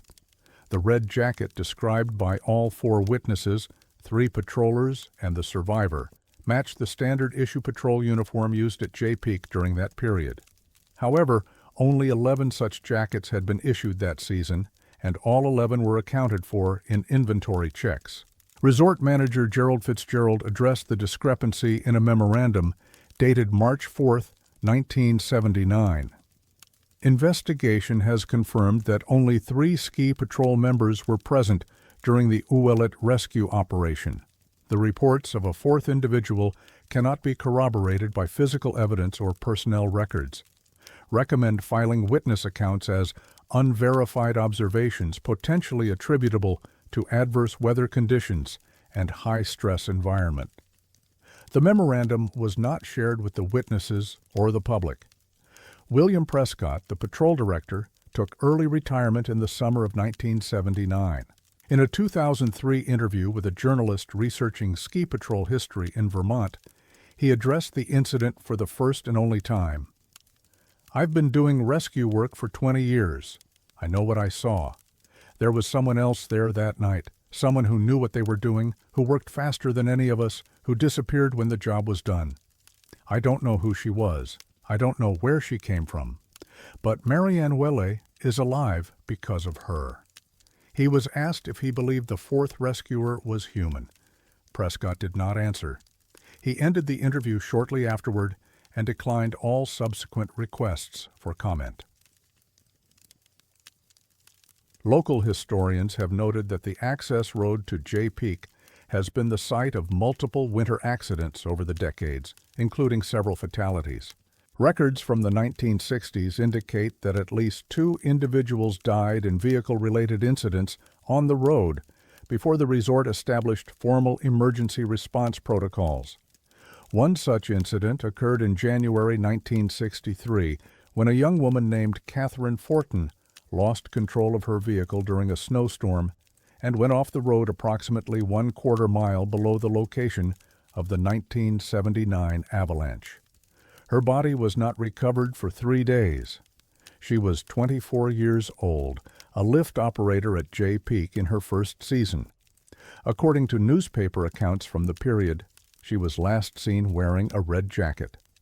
The connection between Catherine Fortin and the events of February 1979 has never been officially acknowledged. Resort records from the 1960s were partially destroyed in a base lodge fire in 1971, and no photographs of Fortin are known to survive. But longtime residents of Montgomery Center have maintained an informal oral history of the mountain and its dead. Elise Tremblay, who operated a bed and breakfast near Jay Peak from 1965 to 2004, was interviewed about the 1979 incident by a local historian in 2009. People who work the mountain know about Catherine. They don't talk about it much, bad for business, you understand, but the old-timers remember. She waited 3 days in that car before anyone found her. 3 days in the cold, knowing help wasn't coming. Tremblay paused. They say she's still waiting. Or maybe she got tired of waiting alone. Maybe now she waits with the people who need her. Marianne Willet returned to Montreal after her recovery and did not return to Jay Peak. She corresponded briefly with Michael Andreev, who had sent her a card during her hospitalization. In a letter dated April 1979, she wrote, "I think about her every night. The woman who stayed with me in the dark. I don't know if she was real the way you and I are real, but I know she was there. I know she touched my face, and I know that when I asked her why she was helping me, she said something I will never forget." Andreev kept the letter, but never revealed its contents publicly. After his death in 2018, his family donated his papers to the Vermont Historical Society. The letter was among them. The final line of Marianne Willet's letter read, she said, "No one should die waiting for help that doesn't come." The 4th Ski Patrol has never been identified. The tracks that should have been there were never found. And somewhere on the access road to Jay Peak, when the snow falls heavy and the wind erases all direction, there are those who say a woman in red still walks the shoulder, watching for headlights that have stopped moving. She knows what it's like to wait. She will not let anyone wait alone. The mountain remembers its dead. The snow covers everything. And some rescues come from places that maps cannot show.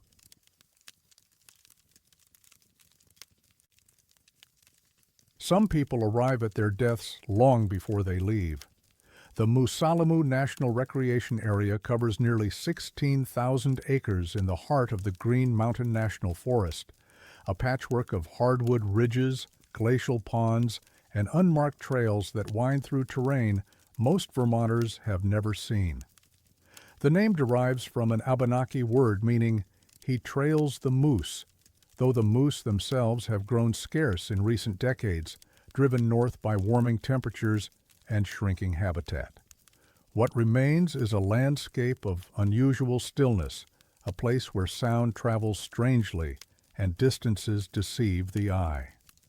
The recreation area was formally designated in 1906, part of a federal initiative to protect Vermont's remaining wildlands from development. But protection has not made the area less remote. Many of Musalamu's trails receive fewer than 50 visitors per year. Some receive none at all. In the winter of 2003, a woman walked into this silence and did not return. Her death was ruled accidental, but the circumstances surrounding it suggest something that accident cannot explain. Rachel Ainsworth was 32 years old, a high school English teacher from Middlebury who had lived in Vermont for 9 years. Colleagues described her as reserved and precise, a woman who planned her lessons weeks in advance and rarely deviated from her routines. She had taken up hiking after a difficult divorce in 2001, finding solace in the Green Mountains' quiet trails. By 2003, she had logged more than 400 miles in the Musalamu area alone. On the morning of January 11, 2003, Rachel left her apartment in Middlebury and drove approximately 25 minutes to a trailhead on Forest Road 32. She signed the trail register at 8:47 a.m., noting her intended destination as Silver Lake and her expected return time as 3 p.m. She was alone. Weather conditions that morning were clear but cold, temperatures in the low teens with light winds. Forecasts predicted stable conditions through the afternoon.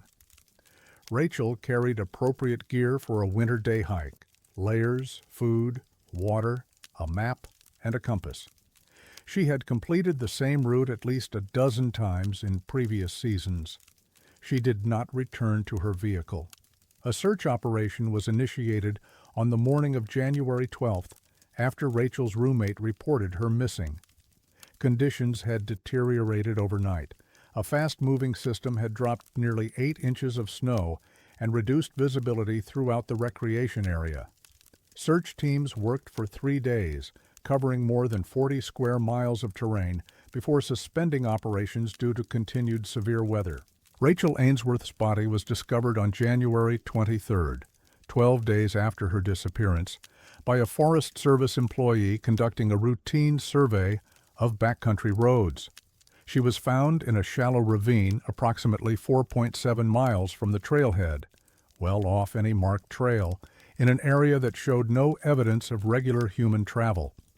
The cause of death was hypothermia, but the location of her body raised questions that have never been answered. Rachel's sister, Meredith Ainsworth Novak, lived in Burlington and had maintained close contact with Rachel throughout her years in Vermont. In the weeks following Rachel's death, Meredith was interviewed multiple times by investigators seeking to understand her sister's final movements. During one such interview, Meredith mentioned a letter. The letter had arrived at Meredith's home in July of 2002, approximately 6 months before Rachel's disappearance. It was handwritten, 3 pages long, and unlike any correspondence Rachel had sent before. Meredith had kept it, troubled by its contents but uncertain what to make of them. The letter began with ordinary updates, news about work, complaints about summer humidity, plans for an upcoming visit, but the final page took an unexpected turn. Detective Sergeant Alan Weatherford documented Meredith's account of the letter's contents. Ms. Ainsworth Novak states that the final page of the July 2002 letter contained a series of geographic coordinates written in her sister's handwriting. The coordinates were 43 degrees, 53 minutes, 12 seconds north latitude, 73 degrees, 2 minutes, 47 seconds west longitude. Below the coordinates, her sister had written, "This is where they'll find me. I don't know why I know this, I just do. Don't worry, I'm not planning anything. But I needed to write it down. I needed someone else to know." Meredith had called Rachel after receiving the letter, concerned about its implications. Rachel had no memory of writing the coordinates and could not explain them. She assured her sister that she was not suicidal, not in danger, not planning anything unusual. She suggested she might have written the passage while half asleep or distracted, and that it meant nothing. Meredith kept the letter, but did not mention it to anyone else until after Rachel's death. When investigators checked the coordinates against the location where Rachel's body was discovered, they matched exactly. The Addison County Sheriff's Department initially treated the coordinate match as a troubling coincidence. Investigators considered the possibility that Rachel had visited the location during a previous hike and had, for reasons unknown, recorded its coordinates in the letter. But trail registers, GPS logs from Rachel's hiking group, and interviews with her hiking companions revealed no evidence that she had ever traveled to that area before. The ravine where Rachel was found lies in one of the most remote sections of Musalamu, more than 2 miles from the nearest marked trail, in terrain characterized by dense undergrowth and steep grades. It is not visible from any established route. It does not appear on recreational maps. There is no documented reason why Rachel would have known of its existence, let alone its precise coordinates. Forest Service botanist Dr. Ingrid Lindqvist, who examined the recovery site as part of the investigation, noted several unusual features. The ravine shows no evidence of recent human activity prior to the subject's arrival. Vegetation patterns indicate the area has not been traversed in at least several years. The subject's approach route, reconstructed from partial tracks preserved under the snowpack, suggests she walked directly to the location from the Silver Lake Trail, covering approximately 3.2 miles of unmarked terrain without apparent hesitation or course correction. Lindqvist added, "The directness of the route is difficult to explain. The terrain offers no sight lines or natural navigation aids. Walking that path would require either detailed prior knowledge of the area or an external guidance system. The subject's map and compass were found with her body, unused." When asked how Rachel could have navigated to such a precise location without navigation aids, Lindqvist declined to speculate. The investigation into Rachel Ainsworth's death was transferred from the Addison County Sheriff's Department to the Vermont State Police in February 2003. The transfer was unusual. Winter hiking fatalities are typically handled at the county level, and no public explanation was provided. In March 2003, the case file was sealed under Vermont Statute Title I, Section 317, a provision that allows state agencies to restrict access to records whose disclosure could compromise public safety or national security. The statute had been invoked fewer than a dozen times in Vermont history, primarily in cases involving infrastructure security or law enforcement operations. Its application to a hiking death was unprecedented. Meredith Ainsworth Novak filed multiple requests to access her sister's case file over the following years. All were denied. In 2008, she retained an attorney to challenge the sealing order, but the Vermont Superior Court upheld the restriction, citing compelling state interests that were not specified in the ruling. "I just want to know what happened to my sister," Meredith told a journalist in 2011. "I want to know how she knew those coordinates. I want to know why she walked to that exact spot, and I want to know why the state of Vermont is so determined to make sure no one ever finds out." She has never received answers. The letter remains in Meredith Ainsworth Novak's possession. She has allowed researchers to examine it on 3 occasions, most recently in 2019. Handwriting analysis conducted by a forensic document examiner confirmed that the coordinates were written by Rachel Ainsworth, in the same ink and with the same pen pressure as the rest of the letter. There is no evidence of later addition or alteration. The coordinates themselves have been verified multiple times. They point to the exact center of the ravine where Rachel's body was discovered, not the edge, not an approximate area, but the precise location where she came to rest. Dr. Eleanor Hartley, a cognitive psychologist at the University of Vermont who reviewed the case in 2015, offered a cautious assessment. Precognitive experiences, instances where individuals appear to know information about future events, have been documented in the psychological literature, though they remain controversial and poorly understood. Most reported cases involve vague impressions or dreams that are later interpreted to match subsequent events. What makes this case unusual is the specificity. Geographic coordinates are not impressions, they are data. The question of how Ms. Ainsworth obtained this data, assuming she did not visit the location previously, has no satisfying answer within current psychological frameworks. Hartley declined to classify the case as evidence of precognition. "I can only say what it is not," she said. "It is not consistent with any known psychological phenomenon. Beyond that, I have no explanation." The Moosalamoo National Recreation Area remains open to the public. The ravine where Rachel Ainsworth died is not marked on any map and is not accessible by maintained trail. Forest Service personnel have reported no unusual activity in the area since 2003, but the coordinates persist. In 2017, a hiker using a GPS device to explore unmapped areas of Moosalamoo entered Rachel's coordinates as a waypoint, curious to see what lay there. He found the ravine without difficulty, a narrow depression between 2 ridges, carpeted with ferns and shaded by mature hemlocks. There was nothing to indicate that anyone had ever been there. He stayed for approximately 10 minutes, he later wrote in an online hiking forum, before an overwhelming sense of unease prompted him to leave. "I don't believe in anything supernatural," he wrote, "but standing in that ravine, I had the strangest feeling, like I was expected, like someone had been waiting for me to arrive."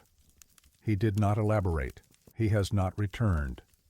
Rachel Ainsworth wrote coordinates to her own death 6 months before she died, in a letter she could not remember writing to a place she had never been. She walked there without a map, without a compass, without hesitation. She arrived exactly where she said she would. The file remains sealed. Some destinations choose us before we choose them. Some journeys begin with a single line of numbers written in an unsteady hand. And somewhere in Musalamu, a ravine waits, patient, precise, and utterly indifferent to the questions we cannot answer.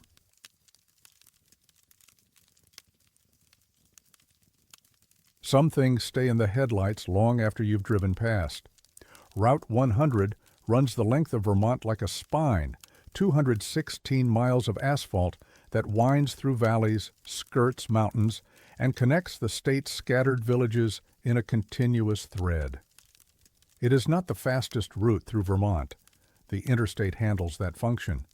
But it is the most traveled by those who know the state's interior, a road that touches nearly every major ski area and passes through towns whose names appear on no national maps. In winter, Route 100 becomes both lifeline and liability. The road's elevation changes dramatically along its length, rising to nearly 2,000 feet in some sections before dropping back to valley floors.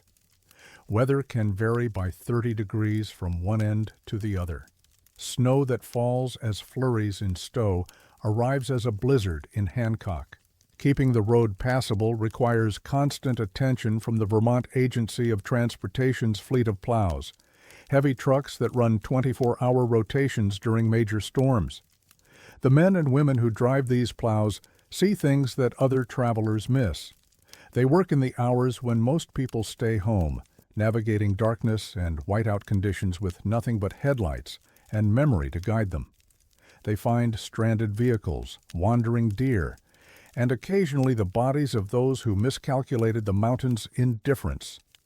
In March of 1993, a plow driver named Eugene Haskell found something on Route 100 that he would never discuss.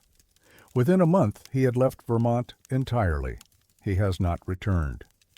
Eugene Haskell was 54 years old and had driven plows for the Vermont Agency of Transportation for 22 years.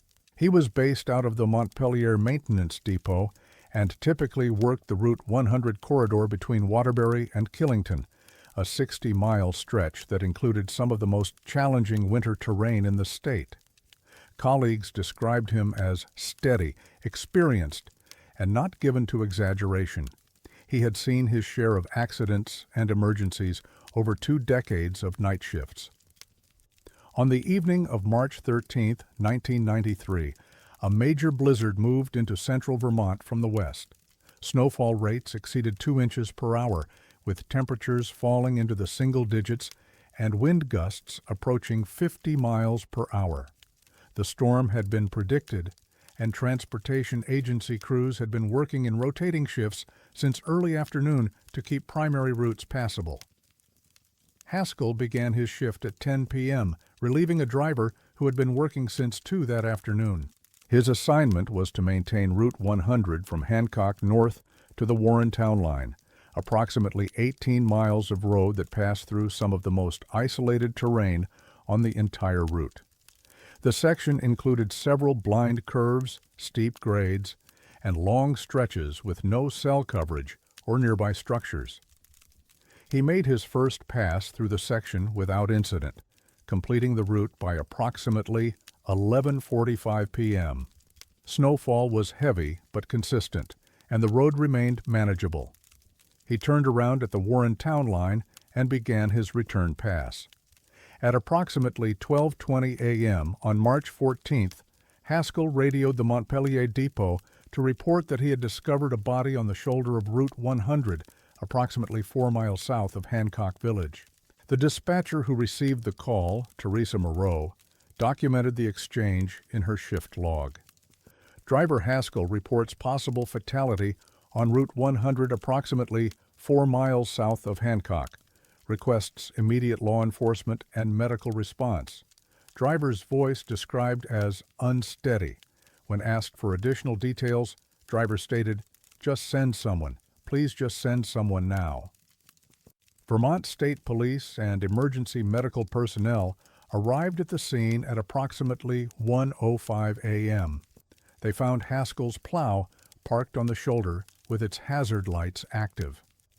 Haskell was seated in the cab with the doors locked. He did not exit the vehicle until Trooper Michael Fitzgerald physically knocked on the window. The body was located approximately 30 feet from the plow, partially visible in the snow on the road's eastern shoulder. It belonged to a man later identified as Gregory Thibodeau, age 61, a retired mill worker from Rochester. He was lying face up, arms at his sides, eyes open. He was not wearing a coat.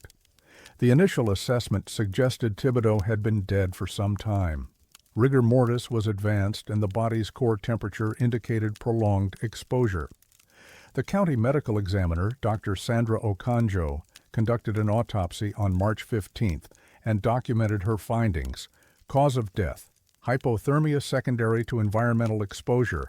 Time of death: estimated 44 to 52 hours prior to discovery, placing death approximately between 8 p.m. on March 11th and 4 a.m. on March 12th. The timeline created an immediate problem. Route 100 had been plowed continuously since the storm began on March 13th. Haskell himself had made a complete pass through the section just 90 minutes before discovering the body. 3 other drivers had worked the same stretch during the preceding 12 hours. Transportation agency records confirmed that the road had been plowed at least 6 times in the 48 hours prior to the discovery. The body had been dead for 2 days, but it had not been there 6 hours earlier. State police investigators interviewed Eugene Haskell at the scene and again at the Montpelier depot the following morning. The transcripts of these interviews were included in the case file, though portions were later redacted. The surviving portions document Haskell's account of discovering the body. I was coming through that straight stretch south of Hancock, maybe doing 25-30 miles an hour. Visibility was bad, but not the worst I've seen. And then my headlights caught something on the shoulder. I thought it was a deer at first. You see them sometimes, standing in the road frozen in the lights. But it wasn't moving. And then I got closer, and I saw it was a person. I stopped the truck. I sat there for a minute. And then I saw... The transcript ends with a bracketed notation. Subject became visibly distressed and declined to continue. Interview suspended at subject's request. The second interview, conducted the following morning, yielded no additional information. According to the investigating officer's notes, subject states he has nothing further to add to his initial account. When asked to describe what he observed after stopping the vehicle, subject became agitated and stated, "I told you what I saw. I'm not saying it again. I'm not going to say it." Subject was advised that withholding information could impede the investigation. Subject replied, "I don't care. There are some things you don't put into words. You just don't." Haskell submitted his resignation to the Vermont Agency of Transportation on March 19, 1993, citing personal reasons. He sold his home in Montpelier within 2 weeks and relocated to Arizona. Former colleagues reported receiving no forwarding address. The investigation into Gregory Thibodeau's death focused primarily on the timeline discrepancy. How could a body dead for 48 hours appear on a road that had been plowed clean less than 6 hours before? Several possibilities were considered. The first was that Thibodeau had died elsewhere, and his body had been transported to the location. However, no vehicle tracks were found near the body, and the snowfall pattern around the remains suggested he had been in that position for no more than 2 to 3 hours, far less than the estimated time of death. The second was that the body had been buried in a snowbank and exposed by the plowing operation. But Haskell's plow blade had not come within 15 feet of the body's location. The remains were positioned above the snow level, not beneath it. The third was that the medical examiner's estimate was incorrect. Dr. Okonjo stood by her findings, noting that multiple indicators, core temperature, rigor mortis, lividity patterns, all pointed to the same approximate time of death. She stated in a supplementary report, "It is not possible, based on the physical evidence, for this individual to have died less than 40 hours before discovery. The body's condition is unambiguous. The investigation was officially closed in May 1993. The death was ruled accidental, attributed to exposure during winter conditions. The timeline discrepancy was noted in the file, but not resolved. A handwritten note from the lead investigator, Sergeant Daniel Corrigan, was appended to the final report. Unable to reconcile physical evidence with witness observations, driver Haskell clearly observed something that affected him profoundly, but has declined to provide details. Absent additional information, no further investigative avenues are available. Case closed pending new evidence. No new evidence has emerged. Gregory Thibodeau had no immediate family. His nearest relative, a niece named Patricia Thibodeau Martin, who lived in Massachusetts, traveled to Vermont to claim his remains. During her visit, she spoke with several residents of Rochester who had known her uncle. One conversation, documented in a letter she later wrote to Sergeant Corrigan, stood out. "A woman at the general store told me something strange. She said my uncle had been acting oddly in the weeks before his death. He had told several people that he kept dreaming about Route 100, about standing on the shoulder in the dark, waiting for something. He said in the dreams, headlights would approach, but they would never reach him. He would just stand there, waiting, and the lights would stay the same distance away no matter how long he waited." The woman at the general store, identified in subsequent interviews as Eleanor Rousseau, confirmed the account but declined to elaborate. "Gregory told me about the dreams," she said. "He said they felt more real than waking up. He said he wasn't afraid of them.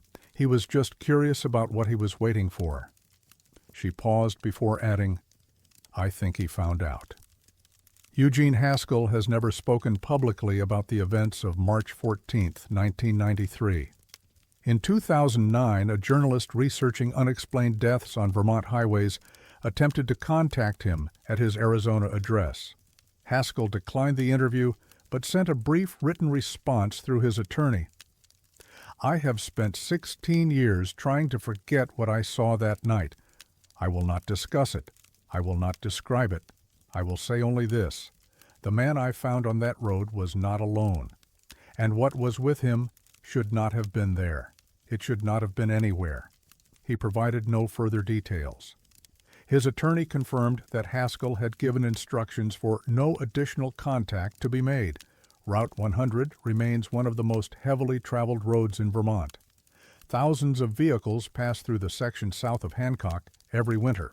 Snowplow drivers continue to work the corridor in rotating shifts, maintaining the road through blizzards that can drop 2 feet of snow in a single night. Most of them report nothing unusual. But in the maintenance depots where drivers gather between shifts, there are stories about headlights that illuminate things on the shoulder that shouldn't be there, figures that appear in the snow and vanish when approached, bodies that seem to arrive from nowhere and everywhere at once. The drivers don't discuss these stories with outsiders. Some things they say, you don't put into words. Eugene Haskell understood that. He saw something in his headlights that night, something that stood with Gregory Thibodeau on that empty stretch of road, something that 48 hours of death had not diminished, something that made a 22-year veteran of Vermont winters flee the state and never return. He never said what it was. Some things stay in the headlights forever. The road runs north and south. The plows run all night. And somewhere on Route 100, something waits on the shoulder, patient, silent, and visible only to those who arrive at the wrong moment, in the wrong darkness, with their headlights pointed at things the living were never meant to see.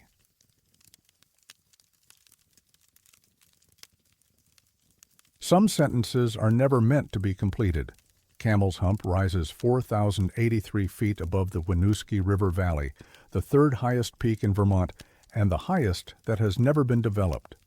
Unlike its neighbors, Mansfield with its ski resort, Killington with its lifts and lodges, Camel's Hump remains as it was a century ago, rocky, windswept, and utterly indifferent to human presence.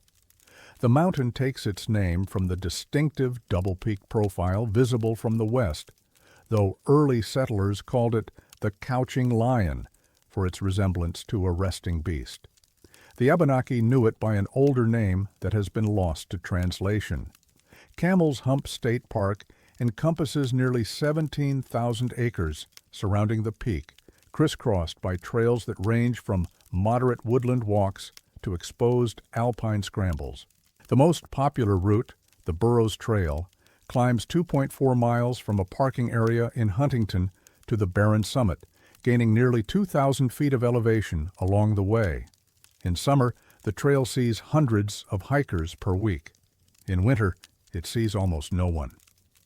The Vermont Department of Forests, Parks, and Recreation maintains a small ranger presence in the park year-round, though winter staffing is minimal. Rangers conduct periodic patrols to check trail conditions, monitor wildlife activity, and ensure that the few winter visitors who venture onto the mountain have signed the summit registry, a weathered notebook kept in a metal box near the peak. On December 19, 2009, Ranger Thomas Aldridge set out on a routine winter patrol. He did not return.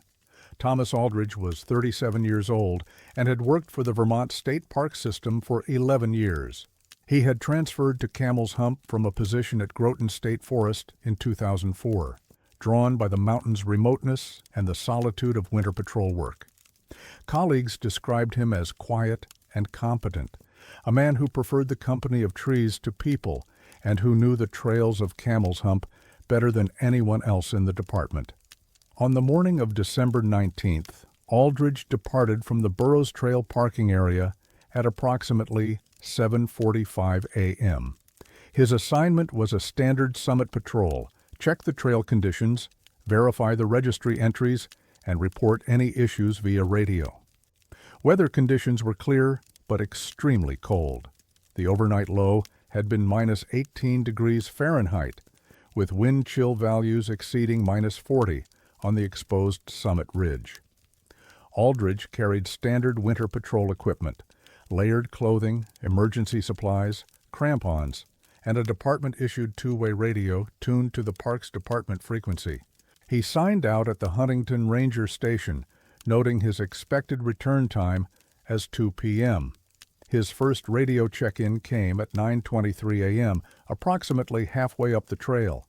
He reported that conditions were stable, snow coverage was adequate, and he had encountered no other hikers. The transmission was routine. His second radio check-in came at 11:07 a.m. from the summit. This transmission was not routine. Dispatcher Carol Fitzgerald was working the morning shift at the Parks Department Regional Office in Waterbury when Aldridge's final transmission came through. She documented the exchange in her shift log. Ranger Aldridge reports arrival at Camel's Hump Summit at approximately 1100 hours. States weather conditions are clear with high winds. Then states, I can see someone waving from the summit, but the registry shows no one has signed in since. Transmission ends abruptly. No static, no interference. Clean cut. Attempted immediate callback, no response. Continued attempts for following 90 minutes, no contact established. Fitzgerald initiated emergency protocols at 12:45 p.m. after multiple failed attempts to reestablish radio contact. A search and rescue team was assembled from the Huntington Volunteer Fire Department and the Vermont State Police. The team entered the trail at 2:15 p.m., with approximately 3 hours of daylight remaining. Temperature had dropped to minus 22 degrees Fahrenheit. Wind speeds on the summit ridge were later estimated at 40 to 50 miles per hour. They found Thomas Aldridge's body at 3:47 p.m., approximately 1.7 miles up the Burroughs Trail, roughly 3/4 of a mile below the summit. The scene, as documented in the official search and rescue report, presented immediate anomalies. Aldridge was found in an upright position, 1 foot forward, arms slightly raised, as if captured mid-stride. He had not fallen. He had not collapsed. He had simply stopped, frozen in the act of walking, his posture preserved by the extreme cold that had overtaken his body within minutes of death. Lead rescuer Jonathan Mercer described the scene in his incident report. Subject was found in ambulatory position approximately 30 yards north of the main trail. Posture suggests subject was walking at time of death. No evidence of struggle, fall, or attempt to seek shelter. Subject's eyes were open. Subject's mouth was open, as if speaking. The cause of death was determined to be sudden cardiac arrest, complicated by severe hypothermia. The county medical examiner, Dr. Helen Vandermeer, noted in her autopsy report that the combination of extreme cold and physical exertion could trigger fatal cardiac events even in healthy individuals. However, she also noted an unusual detail. Core body temperature at time of recovery was consistent with approximately 4 to 5 hours of exposure. However, certain tissues, particularly the hands and face, showed thermal preservation inconsistent with ambient conditions. Tissue degradation patterns suggest these areas remained warmer than the surrounding environment for a significant period after death. Most significantly, Aldridge's radio was still in his right hand, his finger on the transmit button. When the rescue team recovered the device, the casing was warm to the touch. The ambient temperature was minus 22 degrees. The radio should have been cold within minutes of Aldridge's death. It was not. The Summit Registry was recovered by a follow-up team on December 20th, after weather conditions improved sufficiently to allow safe access to the peak. The registry notebook was examined for entries that might explain Aldridge's interrupted transmission. The most recent entry was dated December 14, 2009, 5 days before Aldridge's patrol. A hiker from Burlington had signed in at 11:22 a.m., noting clear conditions and high winds. No one had signed in since. But the registry contained an anomaly. Between the December 14th entry and the blank pages that followed, investigators found a single line of text that did not match any previous handwriting in the book. The entry bore no date. It read, "I have been waiting. Please acknowledge." The handwriting was analyzed by a forensic document examiner in 2010. Her assessment was inconclusive. The questioned entry does not match any known samples from the registry's history. Ink composition is consistent with a standard ballpoint pen, type indeterminate. Pressure patterns suggest the writer was stationary and unhurried. Age of entry cannot be determined with precision, but chemical analysis suggests the ink was deposited within 30 days of recovery. No hiker, ranger, or maintenance worker has claimed responsibility for the entry. The registry has been checked repeatedly since 2009. No similar entries have appeared. Thomas Aldridge's final words, "I can see someone waving from the summit, but the registry shows no one has signed in since," have been analyzed extensively by investigators and researchers. The sentence structure suggests he was about to provide a date, the last recorded entry in the registry. He never completed the thought. Carol Fitzgerald, the dispatcher who received the transmission, was interviewed multiple times about what she heard. In a 2014 interview with a journalist researching unexplained incidents in Vermont state parks, she provided additional detail. "The thing that stayed with me is his voice. Tom was always calm on the radio, professional, measured. But in that last transmission, there was something else. Not fear exactly, more like confusion, like he was seeing something that didn't make sense to him. And then the transmission just stopped. No static, no cut-off noise. It was like someone had pressed a button." She paused before adding, "I've been doing this job for 18 years. Radios don't just go silent like that. They fade out. They crackle. They give you warning. Tom's radio went silent like a light switch. On, then off. Nothing in between." The radio was tested extensively after recovery. No malfunction was detected. The battery was at 73% capacity. The transmit button showed no signs of damage or obstruction. It had simply stopped transmitting mid-sentence. The question of who or what Aldridge saw waving from the summit has never been answered. The summit of Camel's Hump is exposed and barren, covered in alpine tundra that offers no shelter and few hiding places. On a clear day, a person standing on the peak would be visible from considerable distance. On December 19, 2009, conditions were clear. If someone had been on the summit, Aldridge would have seen them plainly, but no one had signed the registry. No vehicles other than Aldridge's were in the parking area. No tracks other than his were found on the trail. Dr. Marcus Lindstrom, a meteorologist at the University of Vermont who reviewed the case in 2011, suggested that Aldridge might have observed a phenomenon known as a Brocken specter, an optical illusion in which a climber's shadow is projected onto mist or clouds, sometimes appearing to move independently. However, conditions on December 19th were clear, with no fog or cloud cover at the summit elevation. A Brocken specter requires specific atmospheric conditions that were not present that day, Lindstrom wrote in his assessment.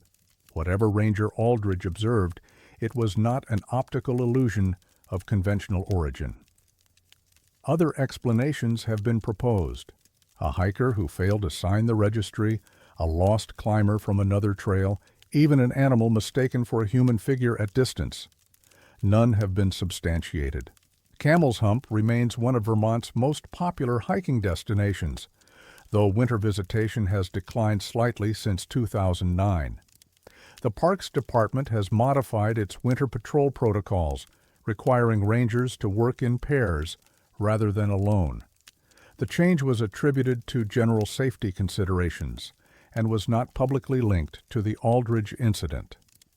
The summit registry continues to be maintained, checked periodically by rangers during warmer months.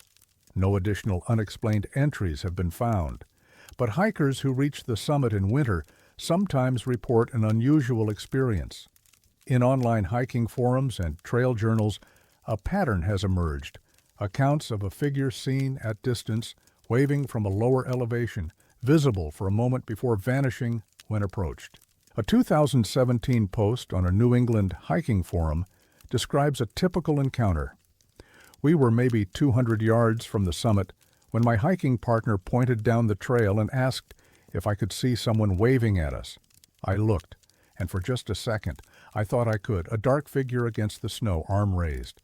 But when I looked directly at it, there was nothing, just the trail, the trees, and the wind.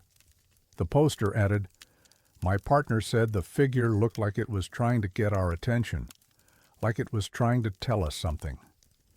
Thomas Aldridge saw someone waving from the summit on a day when no one should have been there. He began to report what he saw. He never finished the sentence. His body was found frozen mid-step, his mouth open, his radio still warm. Some sentences are never meant to be completed. Some questions are never meant to be asked. And somewhere on Camel's Hump, something is still waving, patient, persistent, and waiting for someone to finally acknowledge its presence. The summit stands empty. The registry waits for signatures that never come. And the last word Thomas Aldridge ever spoke is still hanging in the frozen air, waiting for someone to finish what he started.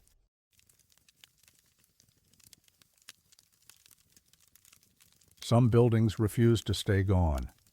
Lake Willoughby lies in the northeastern corner of Vermont, like a wound carved into the earth, a glacial lake so deep and narrow that early settlers believed it bottomless.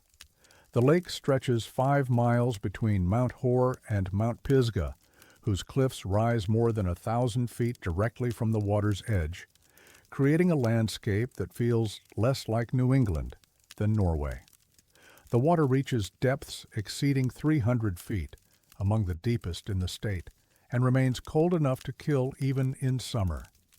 In winter, the lake freezes late and unpredictably, its surface a patchwork of safe ice and open water that shifts with the wind. The town of Westmore wraps around the lake's northern shore, a community of fewer than 400 year-round residents who have learned to respect the water's moods. Fishing camps and summer cottages dot the shoreline, most of them modest structures built in the early 20th century, when the lake was promoted as a tourist destination for those seeking wilderness without true isolation. Some of these cabins have stood for a century, others have not. On the night of February 7, 1963, two men set out across the frozen lake toward shelter they believed was waiting for them. They were experienced. They were prepared.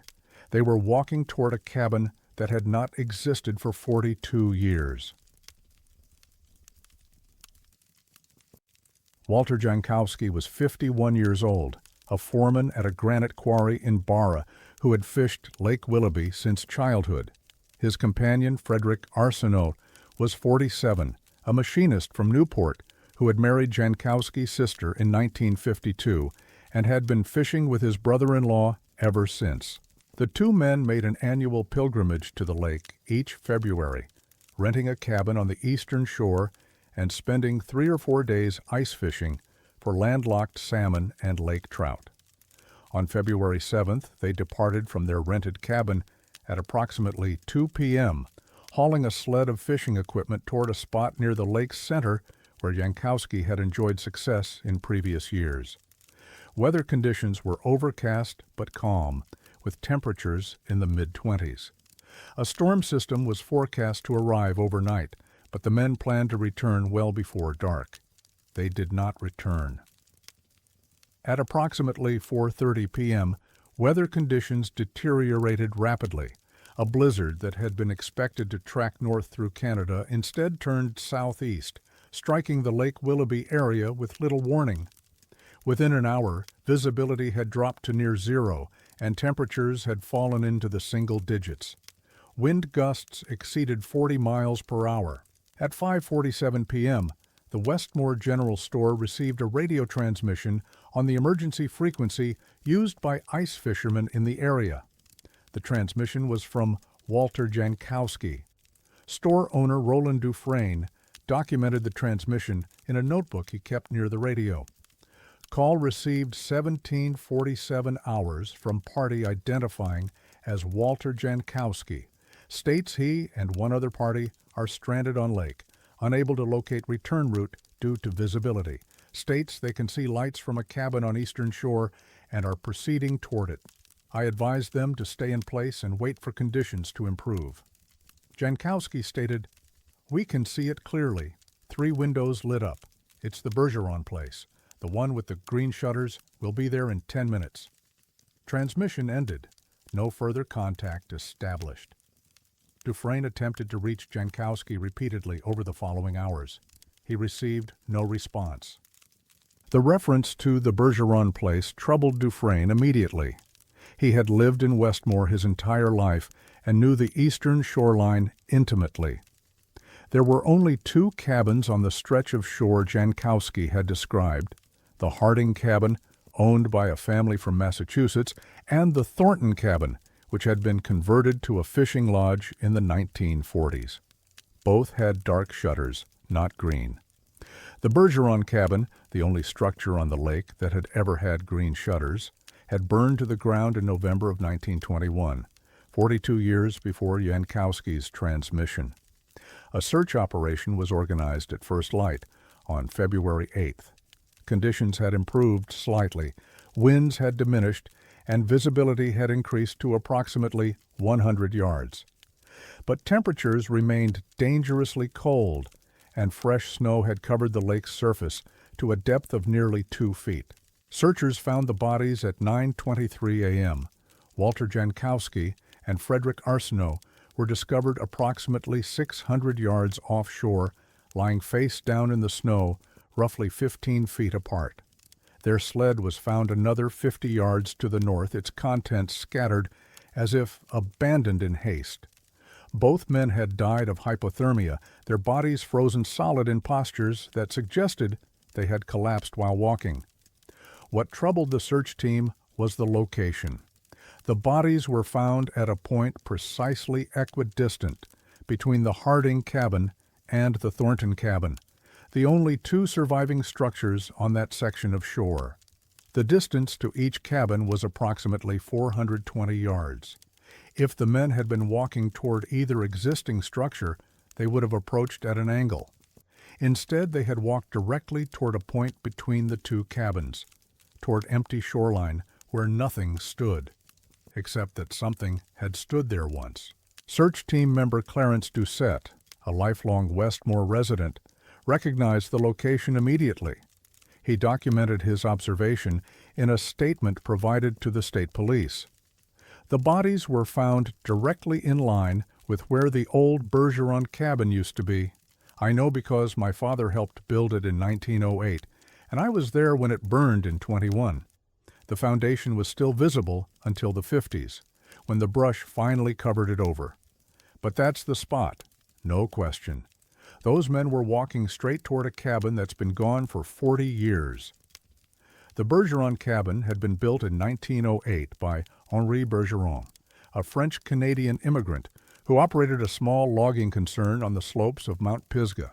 The cabin was notable for its distinctive green shutters, painted with a pigment Bergeron had brought from Quebec, and for the 3 large windows that faced the lake, unusual for a structure of that era and location.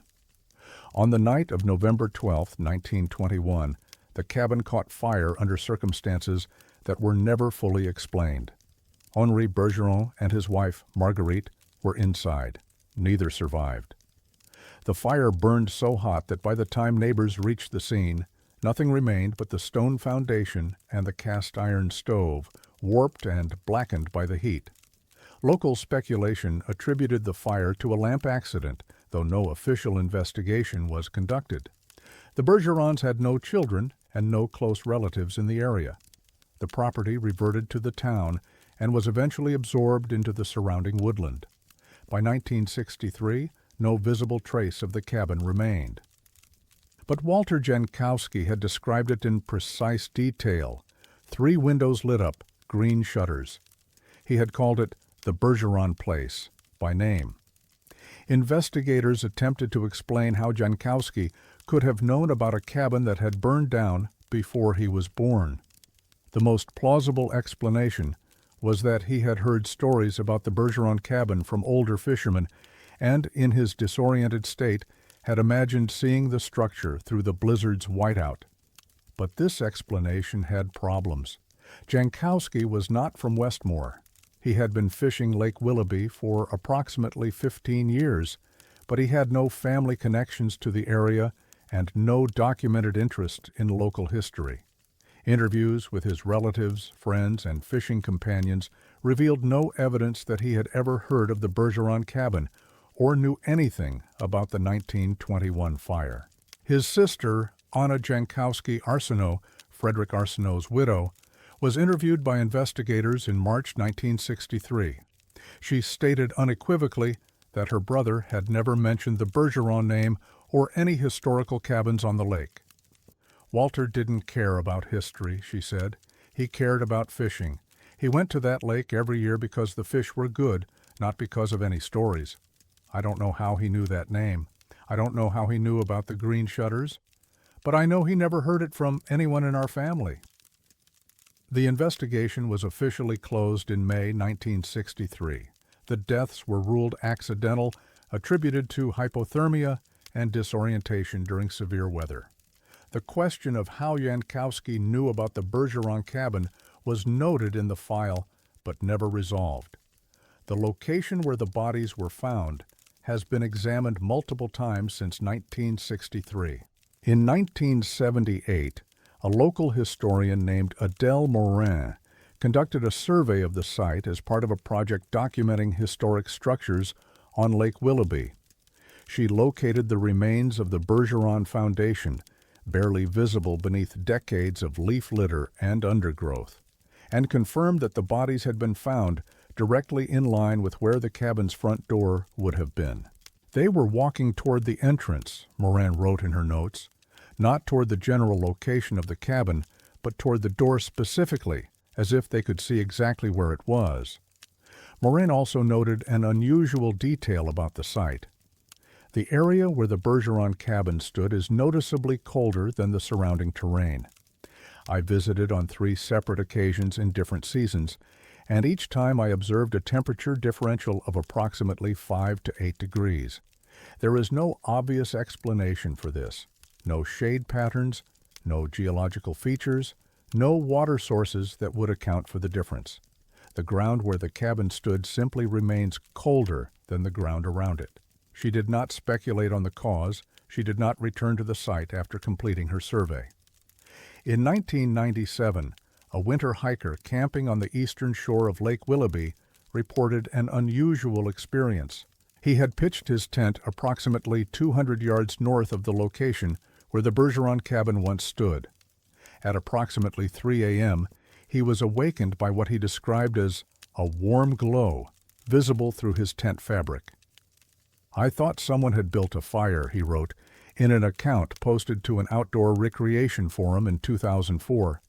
"I unzipped the tent and looked out, and for just a second, maybe 2 seconds, I could see light coming from down the shore. 3 distinct rectangles of light, like windows, warm light, yellow, like lanterns, and then it was gone, just darkness and the lake."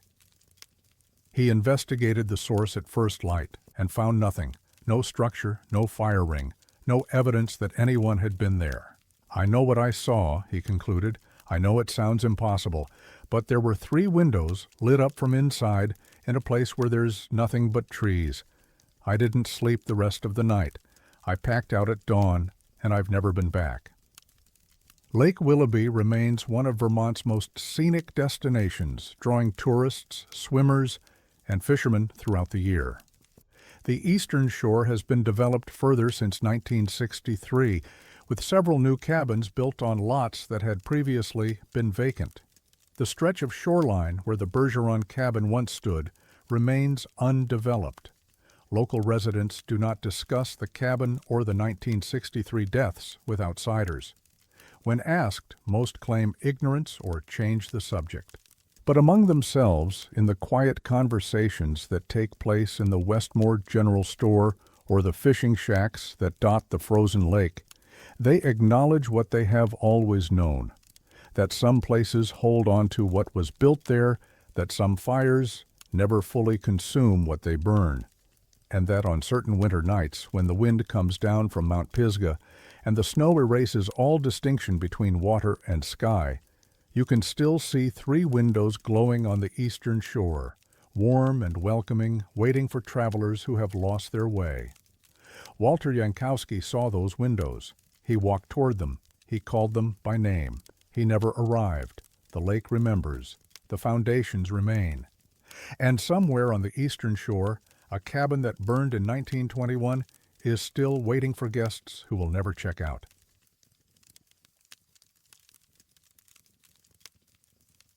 Silence has a texture most people never feel. Mount Mansfield stands 4,395 feet above sea level, the highest point in Vermont and one of the most studied peaks in the northeastern United States. The mountain's summit ridge extends nearly 2 miles along a north-south axis, its profile resembling a human face in repose: forehead, nose, lips, chin, a resemblance that has inspired both its name and a century of folklore about giants sleeping beneath the stone. The ridge is home to one of only 3 alpine tundra ecosystems in Vermont, a fragile landscape where Arctic plants survive in conditions that would kill most living things. Since 1956, the summit has hosted a weather monitoring station operated jointly by the University of Vermont and the National Weather Service. The station sits near the nose of the mountain's profile, a concrete structure bristling with anemometers, barometers, thermometers, and data recorders that capture atmospheric conditions in continuous detail. The equipment runs around the clock, generating thousands of data points per day that feed into regional and national weather models. The station is automated, but during significant weather events, human observers are sometimes dispatched to verify equipment function and document conditions that instruments alone cannot capture. On the night of January 23, 2011, a climatologist was sent to the summit to monitor a major winter storm. She recorded everything the instruments measured.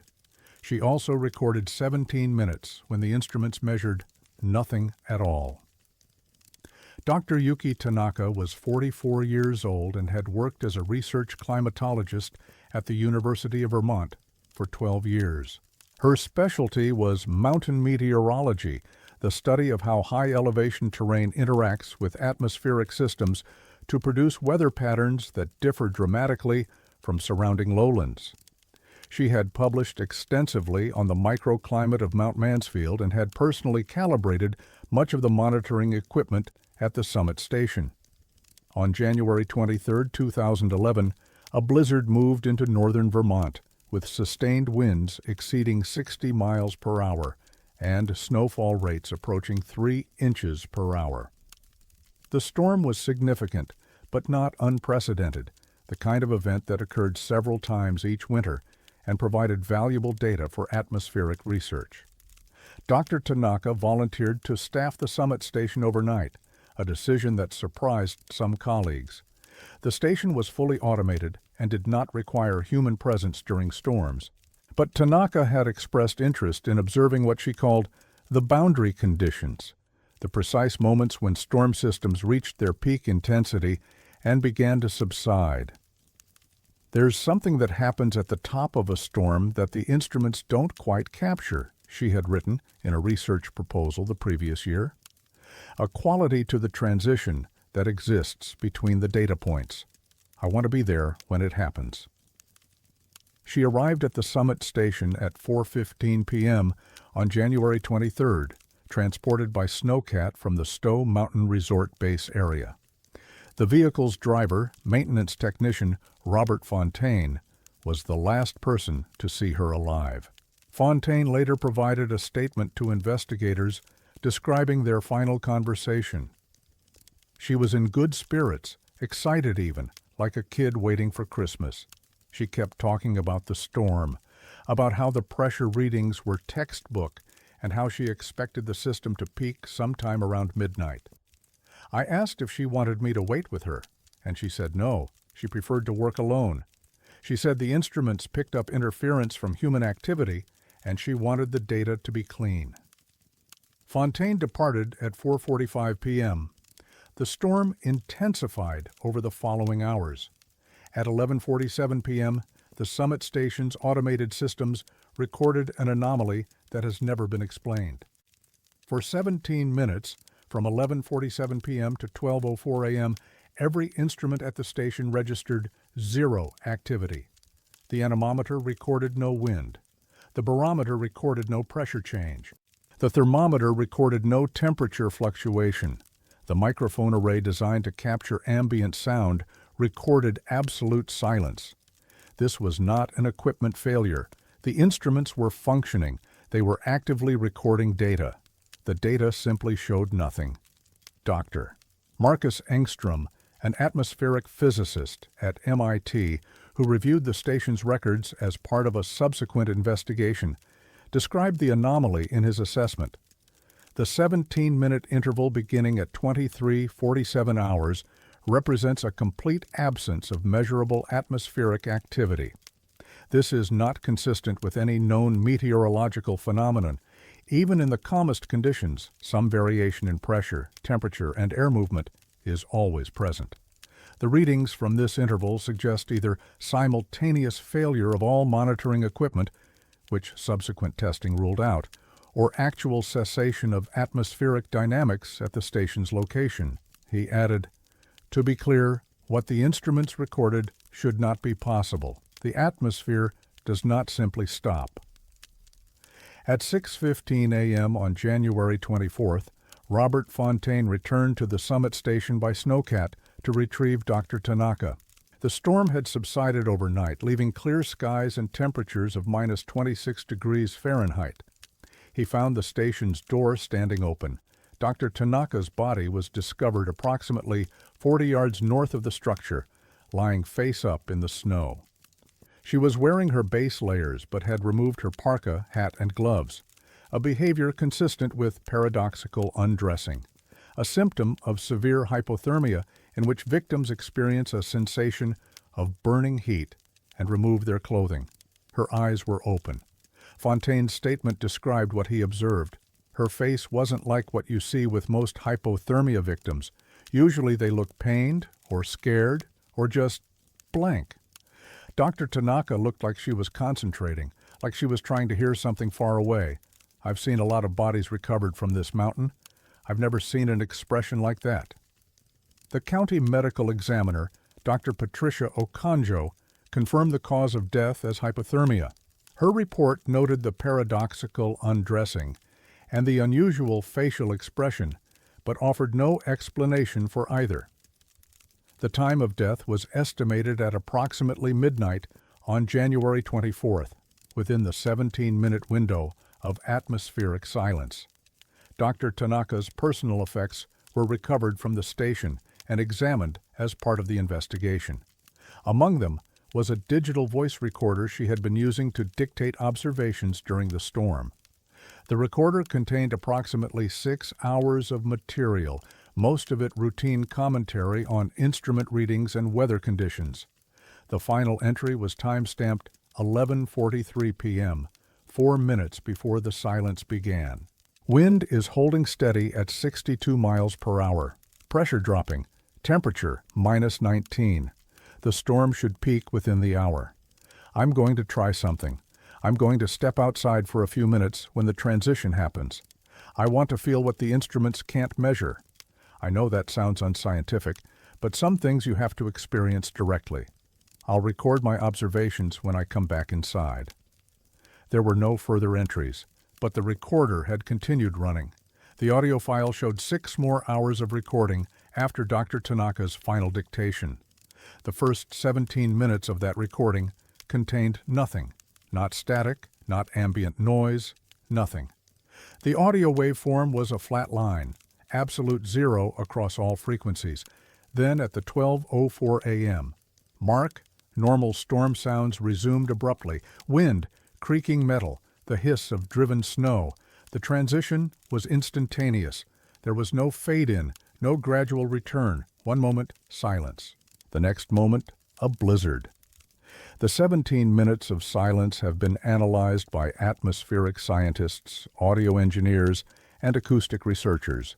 None have provided a satisfactory explanation.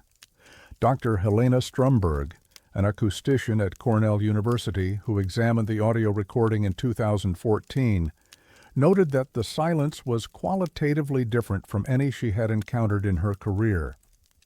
What we hear as silence in everyday life is never truly silent. There's always background noise, electrical hum, distant traffic, biological sounds, the subtle vibration of air molecules. The recording from Mount Mansfield shows none of this. It's not that the sound was very quiet. It's that there was no sound at all. The microphone was functioning. It simply had nothing to record. She was asked if this could indicate that Dr. Tanaka had somehow disabled or muted the recording equipment. The equipment was not tampered with, Stromberg replied. The recording is continuous. There are no gaps, no edits, no interruptions. The silence is part of the same file as the storm sounds before and after. Whatever happened during those 17 minutes happened in the physical environment, not in the recording process. Colleagues who knew Dr. Tanaka have struggled to understand why she walked outside during the most dangerous period of the storm. Professor David Reinhold, who had worked with Tanaka for 8 years in the university's Atmospheric Sciences Department, was interviewed by a journalist in 2013. Yuki was meticulous. She didn't take unnecessary risks. If she went outside during that storm, she had a reason. She heard something, or saw something, or felt something that made her want to investigate. I don't know what it was. I don't think anyone will ever know, but I refuse to believe she made a careless mistake. Whatever happened, she went out there deliberately. He paused before adding, "The expression on her face, the way Robert described it, that's what haunts me. She wasn't scared, she was listening. What could she possibly have been listening to in the middle of a blizzard that would make her look like that?" Mount Mansfield Summit Station continues to operate, generating data that feeds into weather models across the region. The 17-minute anomaly from January 2011 has been flagged in the station's records but has never been publicly addressed by the University of Vermont or the National Weather Service. Internal correspondence obtained through public records requests in 2016 includes a memorandum from the university's Research Compliance Office recommending that the incident be classified as unexplained equipment behavior and that no further investigation be pursued. The memorandum cited resource constraints and the absence of actionable findings. The audio recording remains in the university's archives, available to researchers by request. Few have asked to hear it. Those who have report a similar experience, a profound discomfort during the silent portion that has nothing to do with what they're hearing and everything to do with what they're not hearing. One researcher described it as the sound of something waiting. Dr. Yuki Tanaka spent 12 years studying the atmosphere of Mount Mansfield. She understood its patterns, its moods, its capacity for violence. She knew that storms don't simply stop, that the atmosphere is always in motion, always changing, always making noise. And then, for 17 minutes, it didn't. She walked outside to find out why. She never came back. Her body was found with an expression of concentration, not fear, not confusion, but the focused attention of someone straining to perceive something at the edge of awareness. Whatever she heard in that impossible silence, whatever made her remove her coat and walk into the killing cold, she carried it with her into the snow. The instruments recorded nothing because there was nothing to record. The silence was real, and somewhere on Mount Mansfield, 17 minutes of emptiness are still waiting, patient, absolute, and hungry for someone else to step outside and listen. The summit stands, the instruments measure, and once for 17 minutes the mountain held its breath, and a woman who spent her life studying the air walked out to discover what happens when the atmosphere forgets to move.